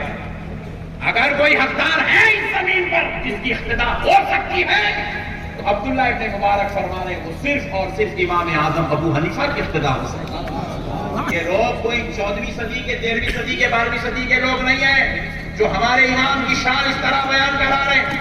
سرکار امام اعظم ابو حنیفہ 80 ہجری میں پیدا ہوئے، پہلی صدی ہجری میں رسول اللہ پردہ فرمائے 13 ہجری میں یہاں سے گیا تھا وہ آپ کے پاس جنت میں لے جانے آپ کو ہاتھ اٹھایا، 13 ہجری میں حضور پردہ فرمائے، 80 ہجری میں امام اعظم دنیا میں تشریف لائے۔ تو اب آپ بتاؤ رسول اللہ اور امام اعظم کے بیچ میں صرف اور صرف 67 ایئرز کا گیپ ہے۔ دونوں کے بیچ میں جو گیپ ہے وہ صرف 67 سال کا گیپ ہے دونوں کے بیچ میں۔ رسول اللہ کے پردہ فرمانے اور امام اعظم کے دنیا میں تشریف لانے میں صرف 67 سال۔ اور ایک بات بھی سنو، بات چاہیے تو وہاں بولتے ہیں امام اعظم کی کتاباں کہیں کو نہیں لکھے، امام اعظم کو حدیث نہیں آتے تو پھر حدیث کی کتاب کہیں کو نہیں لکھے۔ ابے دیوانے، تو گاؤں والا ہے تو اس لیے تو ایسے سوال نہ کرتا۔ یہ دور کتاب کا نہیں ہے، یہ دور کتاب کا نہیں ہے۔ میرے کو ابھی ایک محدث کی تاریخ وفات معلوم کرنا تھا تو میں کتاب پڑھتے رہنے کا اسٹیج پہ بیٹھ کے دیکھا، حضرت کے بازو بیٹھ کے۔ انٹرنیٹ پہ مار لو، آپ کو پوری دنیا کے پورے محدثوں کی تاریخ مل جاتی ہے، ان کا پورا ویکیپیڈیا آپ کو مل جاتا ہے، ان کی پوری سوانح، ان کی سیرت پوری آپ کو مل جاتی ہے۔ عربی میں بولو عربی میں ملتی، انگلش میں بولو انگلش میں ملتی، اردو میں بولو اردو میں ملتی۔ یہ دور کتاب کا نہیں ہے، یہ ٹیکنالوجی کا دور ہے۔ مگر آج سے 40 سال پہلے سے لے کر تقریباً 1000 سال پہلے تک 1000 سال کا جو دور گزرا وہ کتاب کا دور ہے۔ کس کا دور ہے وہ؟ بولو ذرا۔ اس سے پہلے کے 200 300 400 سال جو گزرے، 1000 سال سے پہلے جو 400 سال رسول اللہ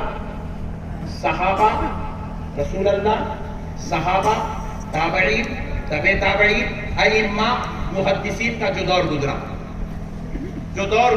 کان کھول کے سنو، کان کھول کے سنو، یہ کتاب کا دور نہیں تھا، یہ ذہنوں میں اخذ کرنے کا دور تھا۔ کیا دور تھا؟ امام بخاری شریف کے اندر حدیثیں کتنی جمع کرے؟ 10,000 سے زائد، 10,000 سے زائد۔ کیا امام بخاری 10,000 ہی معلوم تھے؟ Point to be noted.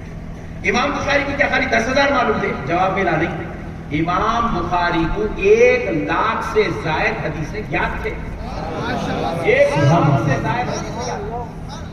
وہ دور امام بخاری لائبریری میں وہ کتاب لاؤ، یہ کتاب لاؤ، وہ لاؤ بولنے کا دور میں تھا، اور وہ حدیث خالی عربی عبارت قال رسول اللہ سے یاد نہیں تھی، وہ حدیث کس سے پہنچی، وہ حدیث پھر ان کو کس سے ملی، پھر ان کو کس سے ملی، سند کے ساتھ یاد تھی، سند کے ساتھ، اور اسی سند پر جرح و تعدیل بڑے بڑے ائمہ کیا کرتے تھے، اور ان کو جرح و تعدیل کے لیے کوئی کتاب دیکھنے کی ضرورت نہیں تھی، ان کے ذہنوں کو اللہ نے وہ صلاحیت عطا فرمائی، وہ صلاحیت اللہ نے ان کو عطا فرمائی۔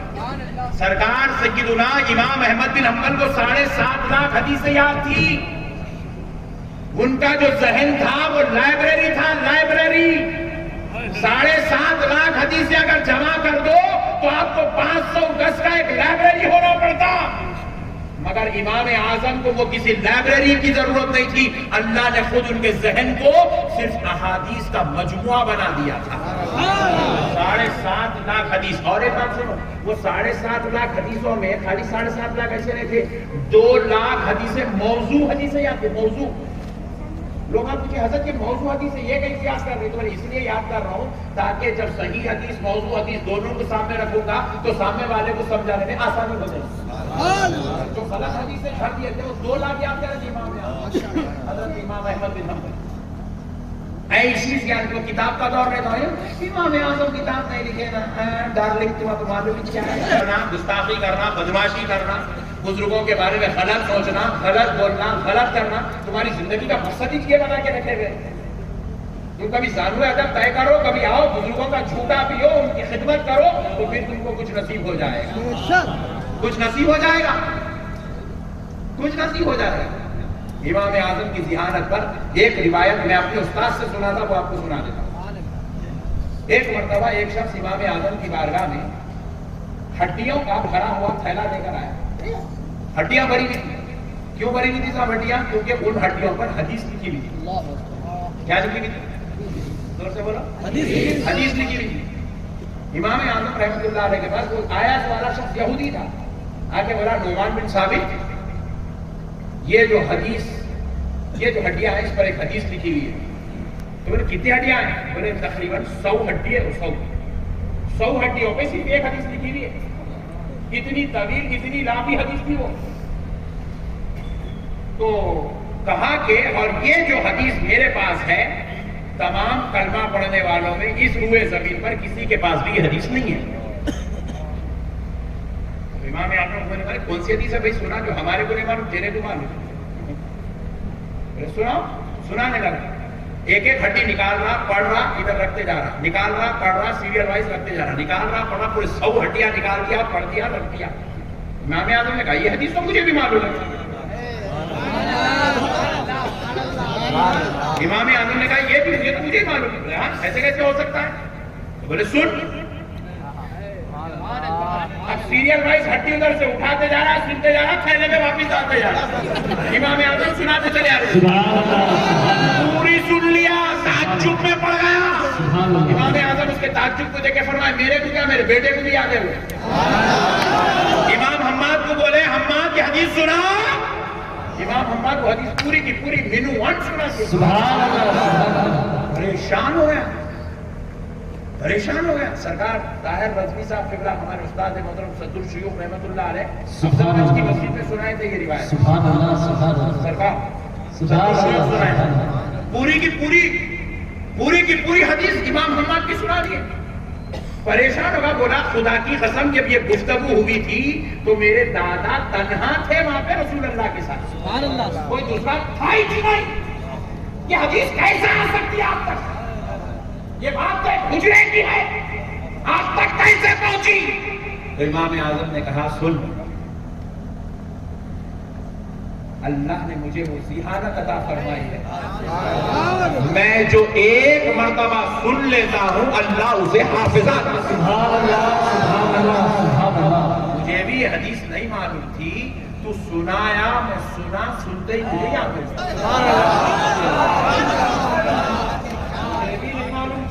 سنایا میں سنا سنتے ہی یاد ہو گئی. اچھا بولے آپ میں سنایا آپ کو یاد ہو گئی. بیٹے کو ارے خون میں خون کا اثر نہیں ہے.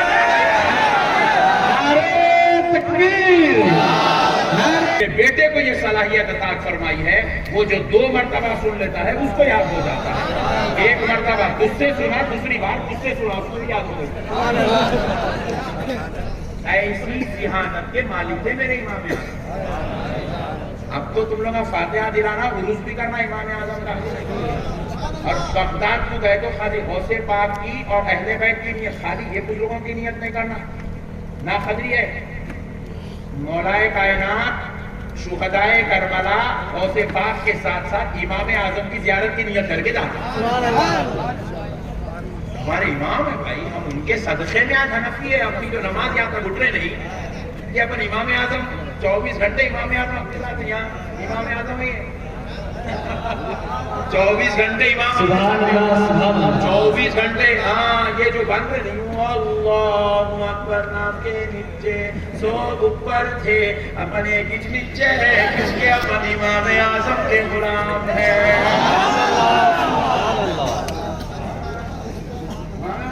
نماز جنازہ آخری نماز پڑھ پہلی اذان دی ہے وہ بھی امام اعظم کا سکتا. پہلی جو اقامت سنے امام اعظم کی فقہ اور آخری جو نماز پڑھ رہے ہیں امام اعظم کا. امام اعظم کے فالوور ہیں. پیدا ہونے سے لے کے نانا دادا پھپھا چچا کا معمول بعد میں امام اعظم کا عمل پہلے اور پھر مرتے وقت سب ختم. بیوی بچے اماں باوا سسرا سب ختم. آخری نماز بھی امام اعظم کے ساتھ اور قبر کے اندر بھی جا رہے ہیں. ایسا لٹانا قبلی کتنی کھودنا پتھر کہاں لگانا دو مسئلہ امام اعظم. کفن کیسا پہنانا کفن کے کتنے کپڑے ہونا بغلی کیسی ہونا ڈولی کہاں بننا یہ ہم کسی پھپھا کے گھر سے نہیں ہے، یہ امام اعظم ہمارے کو جو ہے سمجھا ہے، یہ امام اعظم کا صدقہ ہے۔ کتنا زندگی ہماری ہے کنٹرولنگ پوری امام اعظم کی ہے۔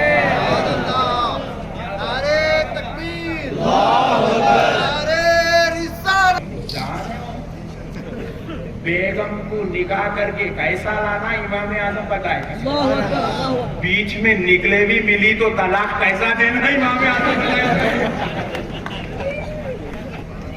انہوں اپنے کو چھوڑنا چاہ رہے، انہیں نکلے ہوئے بولے تو وہ خلا کیسا کرنا، وہ بھی امام اعظم۔ کس سے شادی ہوتی، کس سے شادی نہیں ہوتی، کس سے کرنا، کس سے نہیں کرنا، کفو کے مسئلے کیا ہے، رشتہ داری کے مسئلے کیا ہے، بیگم کون بن سکتی کون نہیں بن سکتی، یہ سارا مسئلہ امام اعظم سمجھایا۔ قرآن و حدیث کا نچوڑ ہے امام اعظم، قرآن و حدیث کا نچوڑ ہے میرا۔ کہاں امام اعظم کو چھوڑ رہے ہیں؟ ہماری جان ہے امام اعظم، ہماری جان۔ پر غلام امام اعظم کے اول سے لے کے آخر تک امام اعظم کے غلام ہیں۔ قادری بن گئے تو غوث پاک کے غلام، سنی بن گئے مصطفیٰ کے غلام۔ اپنی زندگی پوری یہی ہے، ہاں پوری زندگی یہی ہے۔ حج کو جا رہے ہیں، احرام کب بننا، کہاں بننا، کتنا بننا، وہ بولتے تھے یہ سلی ہوئی چپل نہیں پہننا، کون بولے؟ امام اعظم اچھا لگا ملے آتا الحمدللہ۔ اب پیارے بزرگار دوستو اب سنو، حضرت عبداللہ بن داؤد فرماتے ہیں اہل اسلام پر اپنی نماز میں ابو حنیفہ کے واسطے دعا کرنا واجب ہے۔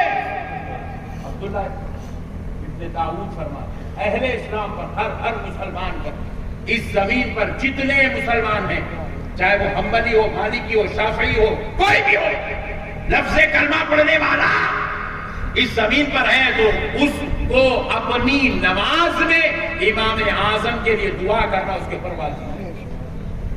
امام اعظم کے لیے دعا کرنا واجب ہے، کیونکہ انہوں نے لوگوں کے واسطے سنن اور آثار کو محفوظ کر دیا ہے۔ اگر امام اعظم نہیں ہوتے، خدا کی قسم ہمیں یہ دین جو اتنی سلامتی سے مل گیا ہمیں محفوظ نہیں ملتا۔ آج ہمارا کوئی ٹینشن نہیں ہے، ٹینشن نہیں ہے، بغیر ٹینشن کے لائف گزر رہی ہے، کوئی ٹینشن نہیں ہے۔ دیکھو حدیث کا علم جاننا ہر ایک کے لیے ضروری نہیں رہا، اب جو علماء ہیں ان کے لیے لازم ہے، ان کے لیے لازم ہے، لیکن ہر ایک کے لیے لازم ہے، ضرورت کے تحت جتنی حاجت ہے اتنا سیکھنا ہر مسلمان پہ فرض ہے، اتنا حدیث کا علم، اتنا قرآن کا علم سیکھنا فرض ہے، لیکن مکمل طور پہ پڑھنا فرض، لیکن فقہ کا جاننا ہر مسلمان پر ضرورت کے تحت جاننا فرض عین ہے، اور ضرورت سے زیادہ جاننا فرض کفایہ۔ اللہ نے وہ فقہ ہم کو امام اعظم کے ذریعے سے عطا فرمایا۔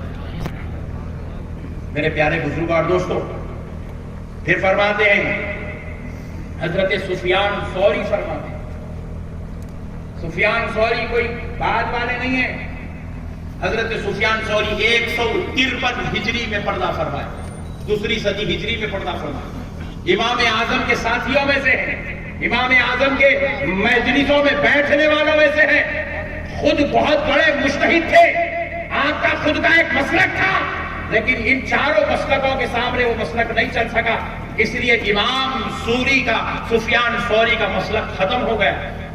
آپ خود اتنی بڑی علمی ذہانت، علمی قابلیت، علمی صلاحیت کے مالک تھے، لیکن وہ حضرت سفیان ثوری فرماتے جیسے باز پرندے کے سامنے، پرندہ ہے نا باز، جس کا نام ہے باز پرندے کے سامنے چڑیا کی جو حالت ہوتی ہے، امام اعظم کے سامنے ہماری یہی حالت ہے۔ امام سفیان ثوری فرماتے پہلی صدی ہجری میں پیدا ہوئے، دوسری صدی ہجری میں پردہ فرمائے، 153 ہجری میں۔ وہ کہہ رہے ہیں، حضرت سفیان ثوری کہہ رہے ہیں باز پرندہ اس کے سامنے چڑیا کی جو حالت ہوتی ہے، امام اعظم نعمان بن ثابت کے سامنے ہماری حالت وہی ہوتی ہے۔ تحقیق کے ابو حنیفہ سارے علماء کی سردار ہے، سبحان اللہ، امام سفیان ثوری فرماتے ہیں۔ پھر اس کے بعد خطیب بغدادی اپنی تاریخ میں لکھتے ہیں کہ حضرت ابو حنیفہ نے، سرکار امام اعظم ابو حنیفہ نے ایک رات خواب دیکھا. کیا دیکھا؟ ذرا زور سے بولو. خواب دیکھا.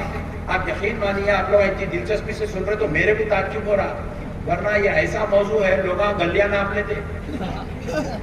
ہاں بھائی، علمی باتیں رکھو کرو بولتے سفیان ثوری کون کہا کہ مطلب کیا باتیں کر رہے ہیں، ایسا بولتے لوگ موٹے موٹے باتیں ہو نا وہ اپن بولتے سو.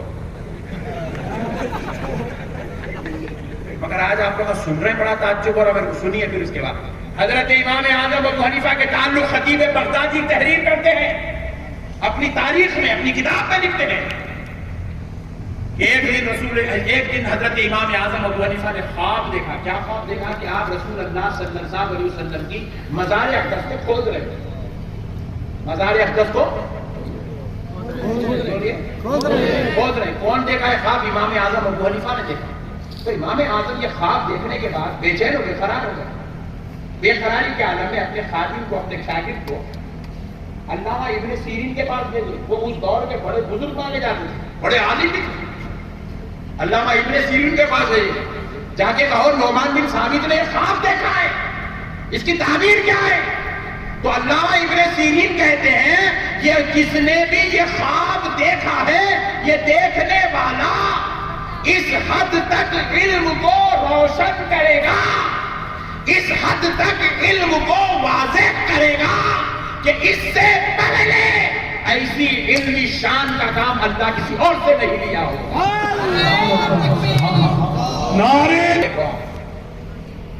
عبداللہ ابن مبارک کی بارگاہ میں پھر چلتے ہیں. امیر المومنین فی الحدیث ہے. عبداللہ ابن مبارک فرماتے ہیں میں کوفہ میں گیا، وہاں کے علماء، کوفہ کے علماء بولے تھا یہ نہ کو سمجھو یہ ذرا یدری کو پڑھنے والے، ایسا نہ کو سمجھو. وہ علماء بولے تو ان کو 1-1 لاکھ 4-4 لاکھ 7-7 لاکھ 6-6 لاکھ 5-5 لاکھ حدیثہ یاد تھے. وہ زمانے کے علماء.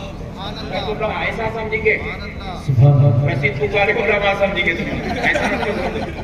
زکات کے صدقے کے علماء نہیں تھے. وہ انہوں رات بھر کھڑے ہو گئے، سلام پھیرے تو فجر کی ادا ہوتی تھی. وہ آنکھ بند کرتے تھے تو دیدار مصطفیٰ ہوتا تھا. ایسے علماء تھے.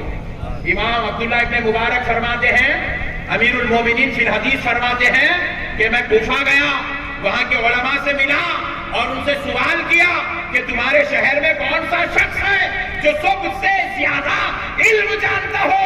تو سارے علماء بیک وقت ایک صبح ہو کر کہنے لگے ہمارے زمانے میں، ہمارے دور میں، ہمارے شہر میں اگر کوئی سب سے زیادہ علم رکھنے والا ہے تو اس ذات اقدس کا نام امام اعظم ابو حنیفہ.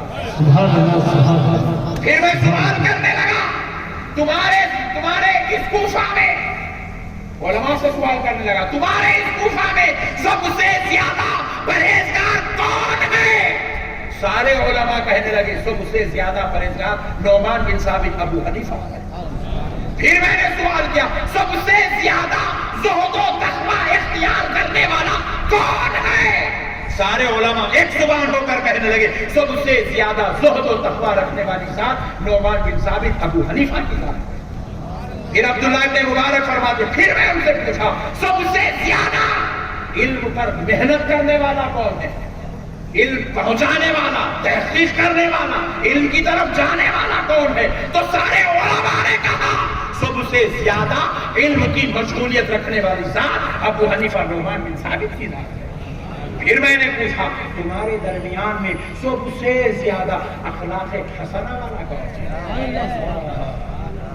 اخلاق حسنہ والا کون ہے؟ صفات محمودہ والا کون ہے؟ تو سارے علماء نے کہا اللہ نے ہم کو علم تو دیا ہے لیکن اخلاق والا کو نعمان بن ثابت کو بنایا. اخلاق بھی ابو حنیفہ کے پاس، علم بھی ابو حنیفہ کے پاس ہے، زہد و تقوی بھی ابو حنیفہ کے پاس ہے، عبادات بھی ابو حنیفہ کے پاس ہے، معاملات بھی ابو حنیفہ کے پاس ہے، محبتیں بھی ابو حنیفہ کے پاس ہے، شفقت بھی ابو حنیفہ کے پاس ہے. ارے ہم نے ابو حنیفہ جیسا اس زمین پر کسی اور کو دیکھا ہی نہیں. بے مثل و مثال ابو حنیفہ، بے مثل و مثال ہے ابو حنیفہ. کون کہہ رہے ہیں؟ وہ کہہ رہے ہیں جن پر خدا نے فضل عظیم اتارا تھا، جن کو امیر المومنین فی الحدیث ہونے کا رتبہ اور شان نصیب ہوئی، وہ کہہ رہے ہیں۔ پھر اس کے بعد امام مسعر بن قدام، یہ کون ہے؟ سفیان ثوری کے استاد ہیں، سفیان بن عیینہ کے استاد ہیں، بڑے جلیل القدر عالم دین ہیں، سفیان ثوری کے استاد۔ اور یہ وہ ذات ہے جن کو امام اعظم ابو حنیفہ بھی ان کی عزت کرتے تھے۔ وہ مسعر بن قدام کہتے ہیں کہ جو شخص اپنے اور خدا کے درمیان، اپنے اور خدا کے درمیان امام اعظم ابو حنیفہ کو وسیلہ کر لے، وسیلہ بنا لے اور ان کے مذہب پر چلے، میں امید کرتا ہوں اس کو خوف نہ ہو کہ وہ نجات پا جائے گا۔ اس کو خوف کرنے کی ضرورت نہیں ہے، اللہ اس کو نجات عطا فرمائے، اللہ اس کو نجات عطا فرمائے، اس کو خوف کرنے کی ضرورت نہیں۔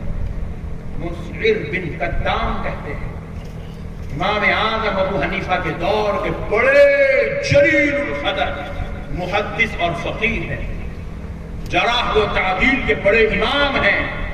وہ کہتے ہیں جو ابو حنیفہ کو اپنے اور خدا کے درمیان وسیلہ بنا اور ان کے طریقے پر چلے تو اس کو نجات کے لیے خوف کرنے کی ضرورت، سبحان اللہ، اللہ اس کو نجات عطا فرمائے، سبحان اللہ۔ اللہ اس کو نجات عطا۔ بس اب آخری بات سن لیجیے، آخری بولے تو دو رہتے بھائی، تم لوگ بالکل آخری سمجھیں گے، آخری بات سن لیجیے۔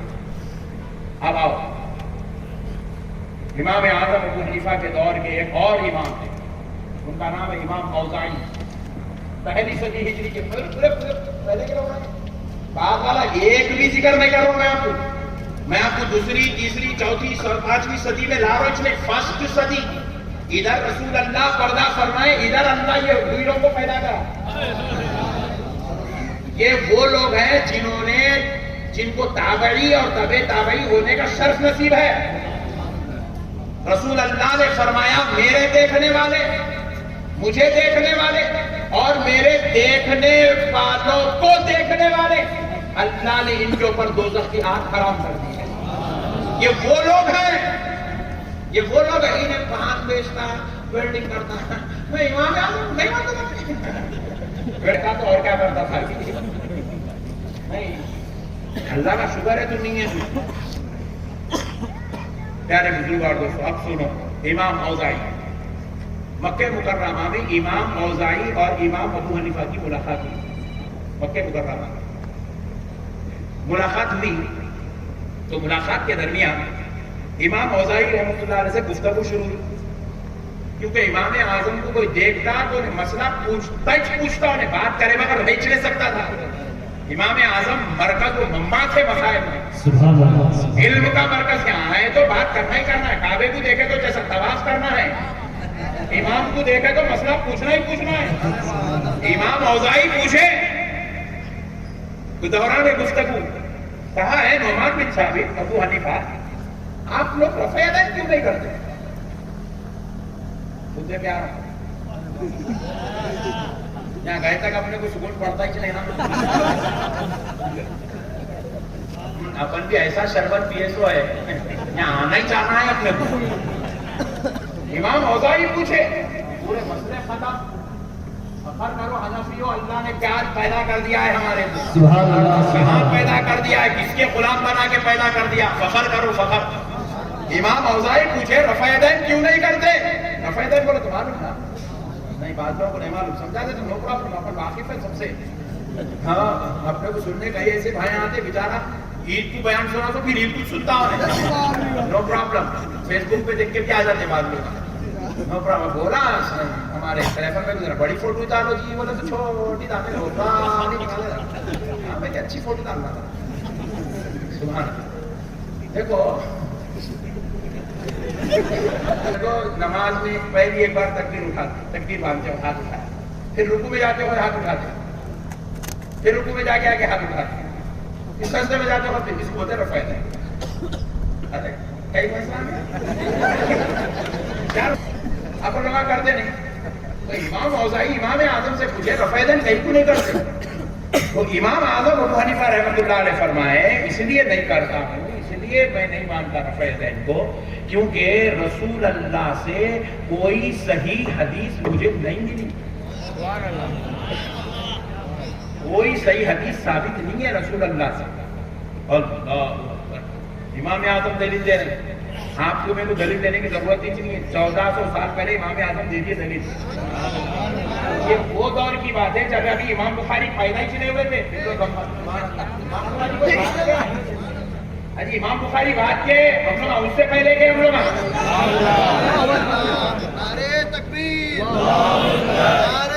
بخاری کب کیا آپ کو بتاتا کب پیدا ہوئے کب پردہ فرمائے پوری تاریخ آپ کو مل جاتی. امام اعظم 80 ہجری میں پیدا ہوئے، 150 ہجری میں پردہ فرمائے. امام اعظم کی عمر مبارک 70 سال تھی. 70 سال میں اللہ امام اعظم سے قیامت تک کا کام لے لیا.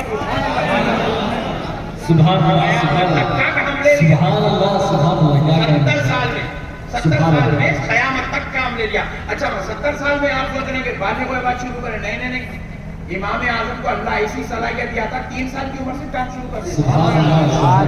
4 سال کی عمر میں اس زمانے کے بڑے جادوگر کی پوری واٹ لگا دی تھی امام اعظم. اب وہ تفصیل میں نہیں جائے گا، واقعات میں رکھو پر دلائل ہونا اپنے پاس.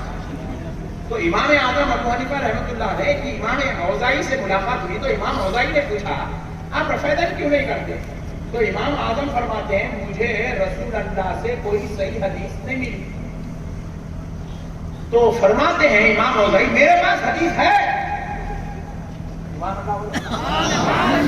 اوزاعی فرماتے ہیں میرے پاس حدیث ہے. تو بولے سنائیے. تو امام اوزاعی حدیث سنانے لگا. اس دور میں خالی حدیث نہیں سناتے تھے، قال قال رسول اللہ نہیں، پہلے حدیث کی سند. اب امام اوزاعی کو کس سے ملی وہ بیان کر رہے ہیں. مجھ کو ملی امام زہری سے. یاد رکھو یہ نام، یہ جنتیوں کے نام ہے، یاد رکھو. امام زہری سے مجھے ملی. امام زہری کو ملی امام حضرت سالم سے، اور حضرت سالم کو ملی ان کے والد عبداللہ ابن عمر سے. اور عبداللہ ابن عمر براہ راست پائے رسول اللہ صلی اللہ علیہ وسلم. کتنے ہو گئے؟ امام اوزاعی، امام اوزاعی کے اوپر امام زہری. امام زہری کو ملی حضرت سالم سے، حضرت سالم کو ملی عبداللہ ابن عمر سے. یہ کتنے ہیں؟ 4. اب اس میں سے ہم کیا کرتے ہیں؟ نکال دیتے ہیں حضرت امام اوزاعی کو. تو ہوئے کتنے؟ 3. 3 میں صحابی کون سے نمبر پہ ہے؟ تیسرے نمبر پہ. تیسرے نمبر پہ صحابی ہے. صحابی کے نیچے حضرت سالم، حضرت سالم کے نیچے امام زہری. رائٹ. اور اب یہ سند ہو گئی. سند کے بعد حدیث سنا رہے ہیں. کیا سنا رہے ہیں؟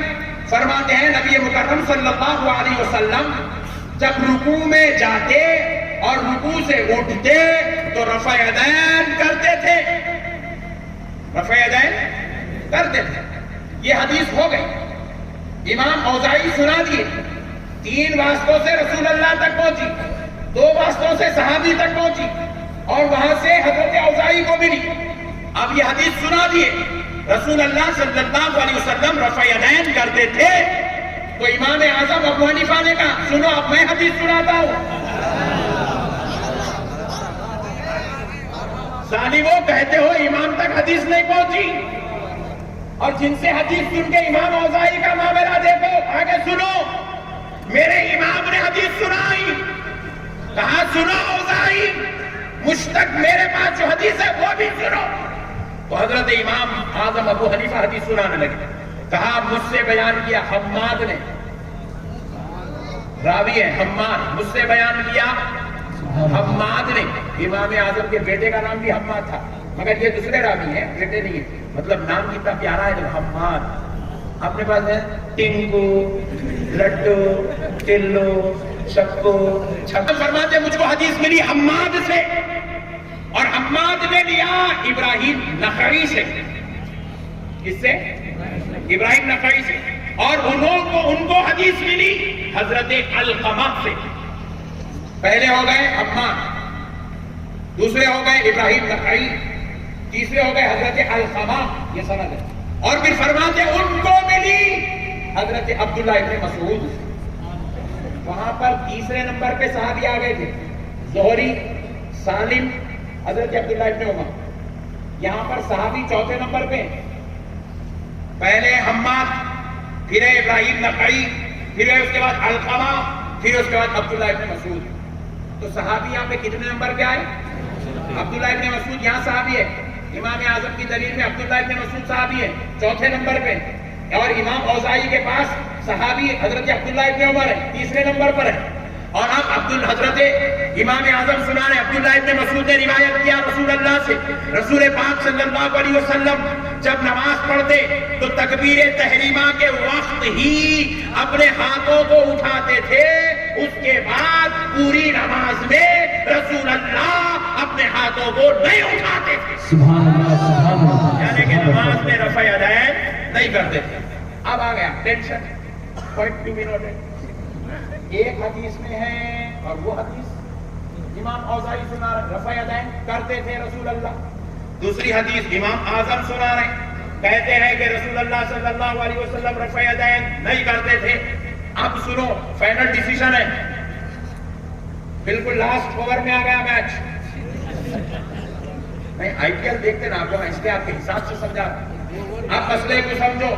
سرکار امام اعظم ابو حنیفہ سے حضرت امام اوزاعی نے کہا، اے نعمان بن ثابت، سند کے اعتبار سے میں نے جو حدیث سنائی وہ حدیث اعلیٰ ہے، وہ حدیث راجح ہے، کیونکہ میرے پاس صحابی صرف دو راویوں کے بعد ہیں، زہری اور سالم کے بعد میرے پاس صحابی عبداللہ ابن عمر. اور آپ جو حدیث سنا رہے ہیں اس میں صحابی تین راویوں کے بعد ہے. سند کے اعتبار سے میری جو سنائی ہوئی حدیث ہے وہ زیادہ معتبر ہے، مستند ہے، راجح ہے. تو اب امام اعظم کیا کہتے ہیں سنیے. امام اعظم فرماتے ہیں تم نے پہلی جو تم نے دلیل پیش کی، تمہارے جو راوی ہیں وہ راوی ہیں تمہارے پاس پہلے نمبر پر زہری، اور سنو میرے پاس ہے حماد.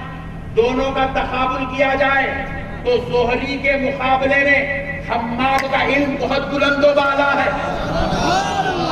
حماد بڑے علم والے ہیں، بڑے علم والے ہیں، بڑی عظمت والے ہیں، بڑے تفقہ والے ہیں، بڑے فقیہ ہیں، بڑی ذہانت والے ہیں، بڑے تقوی والے ہیں. زہری سے حماد کا مقابلہ کرو تو حماد زیادہ فضیلت والے. کہا تمہارے پاس دوسرے نمبر پر سالم ہے، میرے پاس دوسرے نمبر پر ابراہیم نخعی ہے. ابراہیم نخعی اور سالم کو دیکھو، سالم کے مقابلے میں ابراہیم نخعی کا علم بہت بلند و بالا. ابراہیم نخعی کی ذہانت اعلیٰ ہے، ابراہیم نخعی کی فصاحت اعلیٰ ہے، ان کی جرح و تعدیل، ان کو روایت یاد رکھنے میں، ذہانت میں وہ سالم سے کئی درجے زیادہ بلند ہے. پھر کہا تمہارے پاس تیسرے نمبر پر عبداللہ ابن عمر ہے، صحابی رسول ہے، اور میرے پاس علقمہ ہے. اور سنو اوزاعی، حضرت عبداللہ ابن عمر اگرچہ کے مرتبے میں صحابی ہے لیکن علم کے اعتبار سے، ذہانت کے اعتبار سے علقمہ عبداللہ ابن عمر سے کم نہیں ہے. عبداللہ ابن عمر سے ذہانت کے اعتبار سے کم نہیں ہے. اگرچہ کہ وہ صحابی نہیں ہے لیکن ان کی ذہانت اعلیٰ ہے، ان کا علم اچھا ہے، ان کی فصاحت بلند و بالا ہے، اور وہ عبداللہ ابن عمر کے مقابلے میں ہے. اور پھر اس کے بعد میرے پاس عبداللہ ابن مسعود ہے. وہ تو عبداللہ ابن مسعود ہی ہے جن کو دنیا ترجمۃ القرآن کے نام سے جانتی. نعرے تکبیر، نعرے. تراویح سناتے ہیں 40 سال سے. کتنے سال سے؟ 40 سال سے. سوا پارہ سنا 40 سال سے سوا پارہ سنتوش نگر کی جامع مسجد ہے. بعض ایک نئی مسجد کھولی، کون سی ہے نہ کو پوچھو، مثال دے. وہاں پہ ایک حافظ صاحب آ رہے ہیں 5 سال سے، 3 دن میں پورے قرآن سنا دیں، روزانہ 10 پارے روزانہ. وہ صاحب کی عمر ہے 55 سال، تراویح سنا رہے 40 سال سے. یہ بچہ ہے 20 سال، تراویح سنا رہا 5 سال سے. ذہانت کس کی اچھی ہے؟ 20 سال والے کی عمر دیکھتے ذہن دیکھتے. Very good. وہاں 12:15 پڑھنے 40 لوگ آ جا رہے ہیں, اس کے پیچھے 600 کھڑے ہوئے. بھائی 2 دن میں کتنا ختم کرنا ہے؟ بات سمجھ میں آئی؟ یہی دلیل دی ہے امام اعظم. امام اعظم بولے حدیث تو تمہارے پاس ہے لیکن راوی میرے پاس مضبوط ہے. اور حدیث میں پورا قصہ راوی کا ہے. بولتے جب حدیث ضعیف ہے, مجلس کو معلوم ہی نہیں ضعیف کس کو بولتے نہیں ہوتی, راوی ضعیف ہوتا. حدیث کبھی ضعیف نہیں ہوتی, راوی ضعیف ہوتا. یہ مجلس کو معلوم ہی نہیں دے حدیث کو ضعیف سمجھتا. وہ جو قالا رسول اللہ بولتے نہیں, وہ جو حدیث سنا دے وہ حدیث تو میرے مصطفیٰ کا قول ہے. وہ نہ ضعیف ہے نہ جوان ہے, وہ تو رحمت للعالمین کا کلام ہے. یہ ضعیف ہے, مشہور ہے, حسن ہے, متواتر ہے, یہ جو جھگڑا ہے یہ حدیث میں نہیں ہے, راویوں پہ ہے. اور امام اعظم کی یہ دلیل سن کر 14ویں صدی کا عالم نہیں, 1 صدی ہجری کا امام, محدث, فقیہ, تعدیل و جرح کرنے والا, اللہ نے جس پہ فضل عظیم اتارا, وہ امام اوزاعی میرے امام کی بات سنے تو خاموش ہو گئے. کہا کہ ہمارے معاملے میں اچھے ہو سکتے ہیں لیکن تحقیق میں امام اعظم سے اچھے نہیں ہو سکتے. تحقیق میں امام اعظم سے اچھے نہیں ہو سکتے. ایسے ہے میرے امام کی شان. یہ مسئلے پہ امام اوزاعی خاموش ہو گئے, تو کا مشاہدہ کر رہا ہے میرے بھائی. 1000 کم بول رہا ہوں, 1000 امام بخاری ایک پڑھ لیں گے, میرا امام اعظم ایک پڑھ لیں گے. 1000 امام نسائی, 1000 امام مسلم, 1000 امام ابن ماجہ, 1000 امام ابو داؤد ایک پڑھ لیں گے, میرا امام اعظم ایک پڑھ لیں گے. اللہ نے میرے امام کو وہ مرتبہ عطا فرمایا. فیضان امام اعظم ابو حنیفہ. مدینہ منورہ میں امام باقر تھے. امام باقر کون ہے؟ امام حسین کے پوترے. امام حسین کے پوترے مدینہ منورہ میں. تو امام اعظم ابو حنیفہ کو معلوم ہوا کہ امام باقر ہیں یہاں, تو آپ ملاقات کے لیے تشریف لیں گے. اگر پتا چلے کسی شہر میں اللہ والا ہے تو مل لینا, امام اعظم کی سنت ہے. اللہ والوں سے ملتے رہنا, ان کی دعائیں لیتے رہنا. اللہ والوں سے جوڑ بشاری نہیں کرنا, پہاڑ لگ جاتی, خبر کھل جاتی پوری. گھر کے رہتے نا, گھاٹ کے رہتے, اللہ والوں سے مل لینا. تو سرکار امام اعظم ابو حنیفہ امام باقر کی بارگاہ میں پہنچے. امام زین العابدین کے بیٹے امام باقر, امام حسین کے پوترے.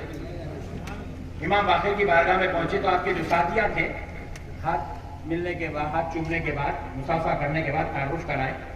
بولے حضرت یہ نعمان بن ثابت ابو حنیفہ ہیں. تعارف کرائے امام باقر سے. تو حضرت امام محمد باقر رحمت اللہ علیہ بولے کیا یہ وہی شخص ہے؟ Point to be noted. کیا یہ وہی شخص ہے جو میرے نانا کے دین میں ان کی حدیثوں کو توڑ متوڑ کرتا ہے, ان کی حدیثوں کی مخالفت کرتا ہے اور اپنی قیاس سے کام لیتا ہے؟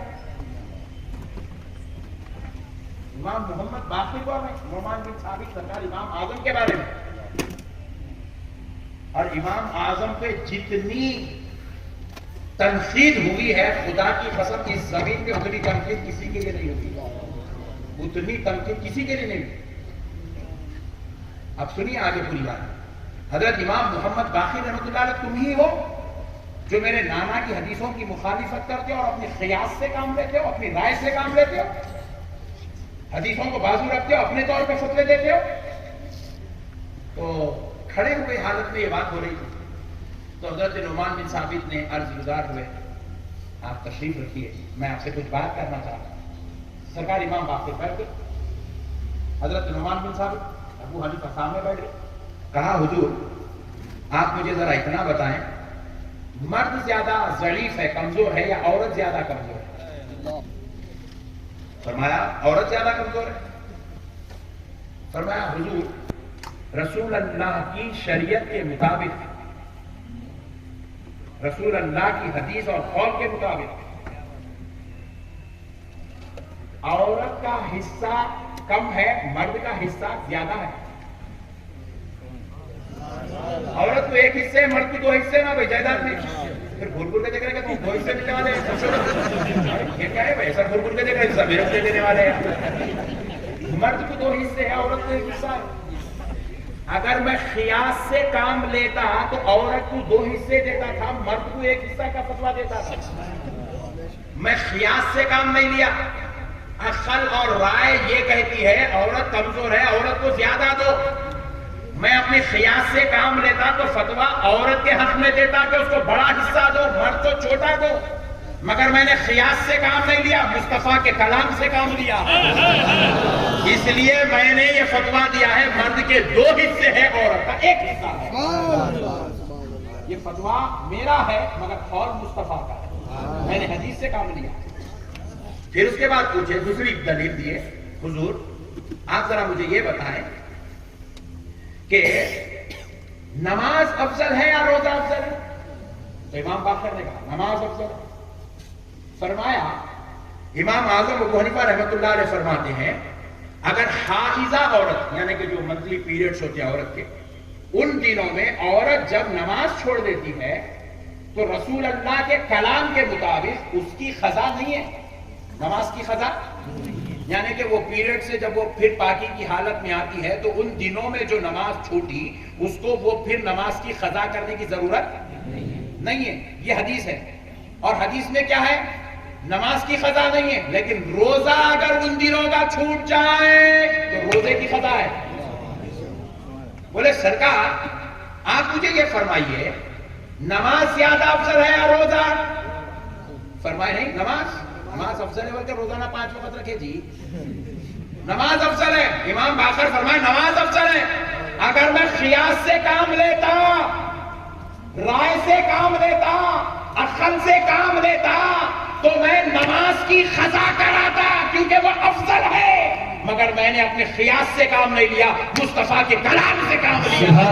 اس لیے میں نے یہ فتویٰ دیا کہ نماز کی قضا نہیں ہے, روزے کی قضا. سبحان اللہ, سبحان اللہ, کیا کہتے ہیں, سبحان اللہ. اب تک آپ کو بولتے دلیل دلیل دلیل دلیل دلیل بولتے کس کو؟ نعمان بن ثابت کو دلیل بولتے, امام اعظم ابو حنیفہ کو دلیل بولتے. اب پھر امام اعظم ابو حنیفہ نے پھر تیسرا سوال کیا, حضور آپ ذرا یہ فرمائیں پیشاب زیادہ ناپاک ہے یا منی زیادہ ناپاک ہے؟ تو امام باقر بولے پیشاب زیادہ ناپاک ہے. اب فرماتے ہیں اگر میں اپنی قیاس سے کام لیتا تو پیشاب پہ غسل کرواتا, منی پہ وضو کراتا, کیونکہ پیشاب زیادہ ناپاک ہے اس لیے اس پہ غسل کراتا. عقل سے کام لیتا تھا, میں عقل سے کام نہیں لیا, قیاس سے, رائے سے کام نہیں لیا, میں نے مصطفیٰ کے کلام سے مسئلہ لیا. میرے نبی نے اپنے قول سے فرمایا پیشاب پر وضو ہے, منی پر غسل ہے, میں نے بھی فتویٰ یہی دیا. امام باقر یہ 3 دلیل سنے تو اٹھ کے کھڑے ہو گئے. سبحان اللہ, سبحان اللہ. کھڑے ہو گئے ایسے, کھڑے ہو کے نعمان اٹھو, گلے کو لگائے, پیشانی چومے, کہا نعمان تو میرے نانا کا دین کا دشمن نہیں, میرے نانا کے دین کی زندگی بنا ہو. امام باقر ایک جملہ کہتے ہیں, یہ جملہ آج کے ہر مسلمان کو یاد رکھنا چاہیے. اور خدا کی قسم میرے امام کے ساتھ جب بھی یہی چھوڑا تھا, آج بھی یہی چھوڑا. یہ انسان کی فطرت ہے, جیسا سنتا نا ویسا ہی کیچ کرتا. میں اگر آپ کو اب بول دیا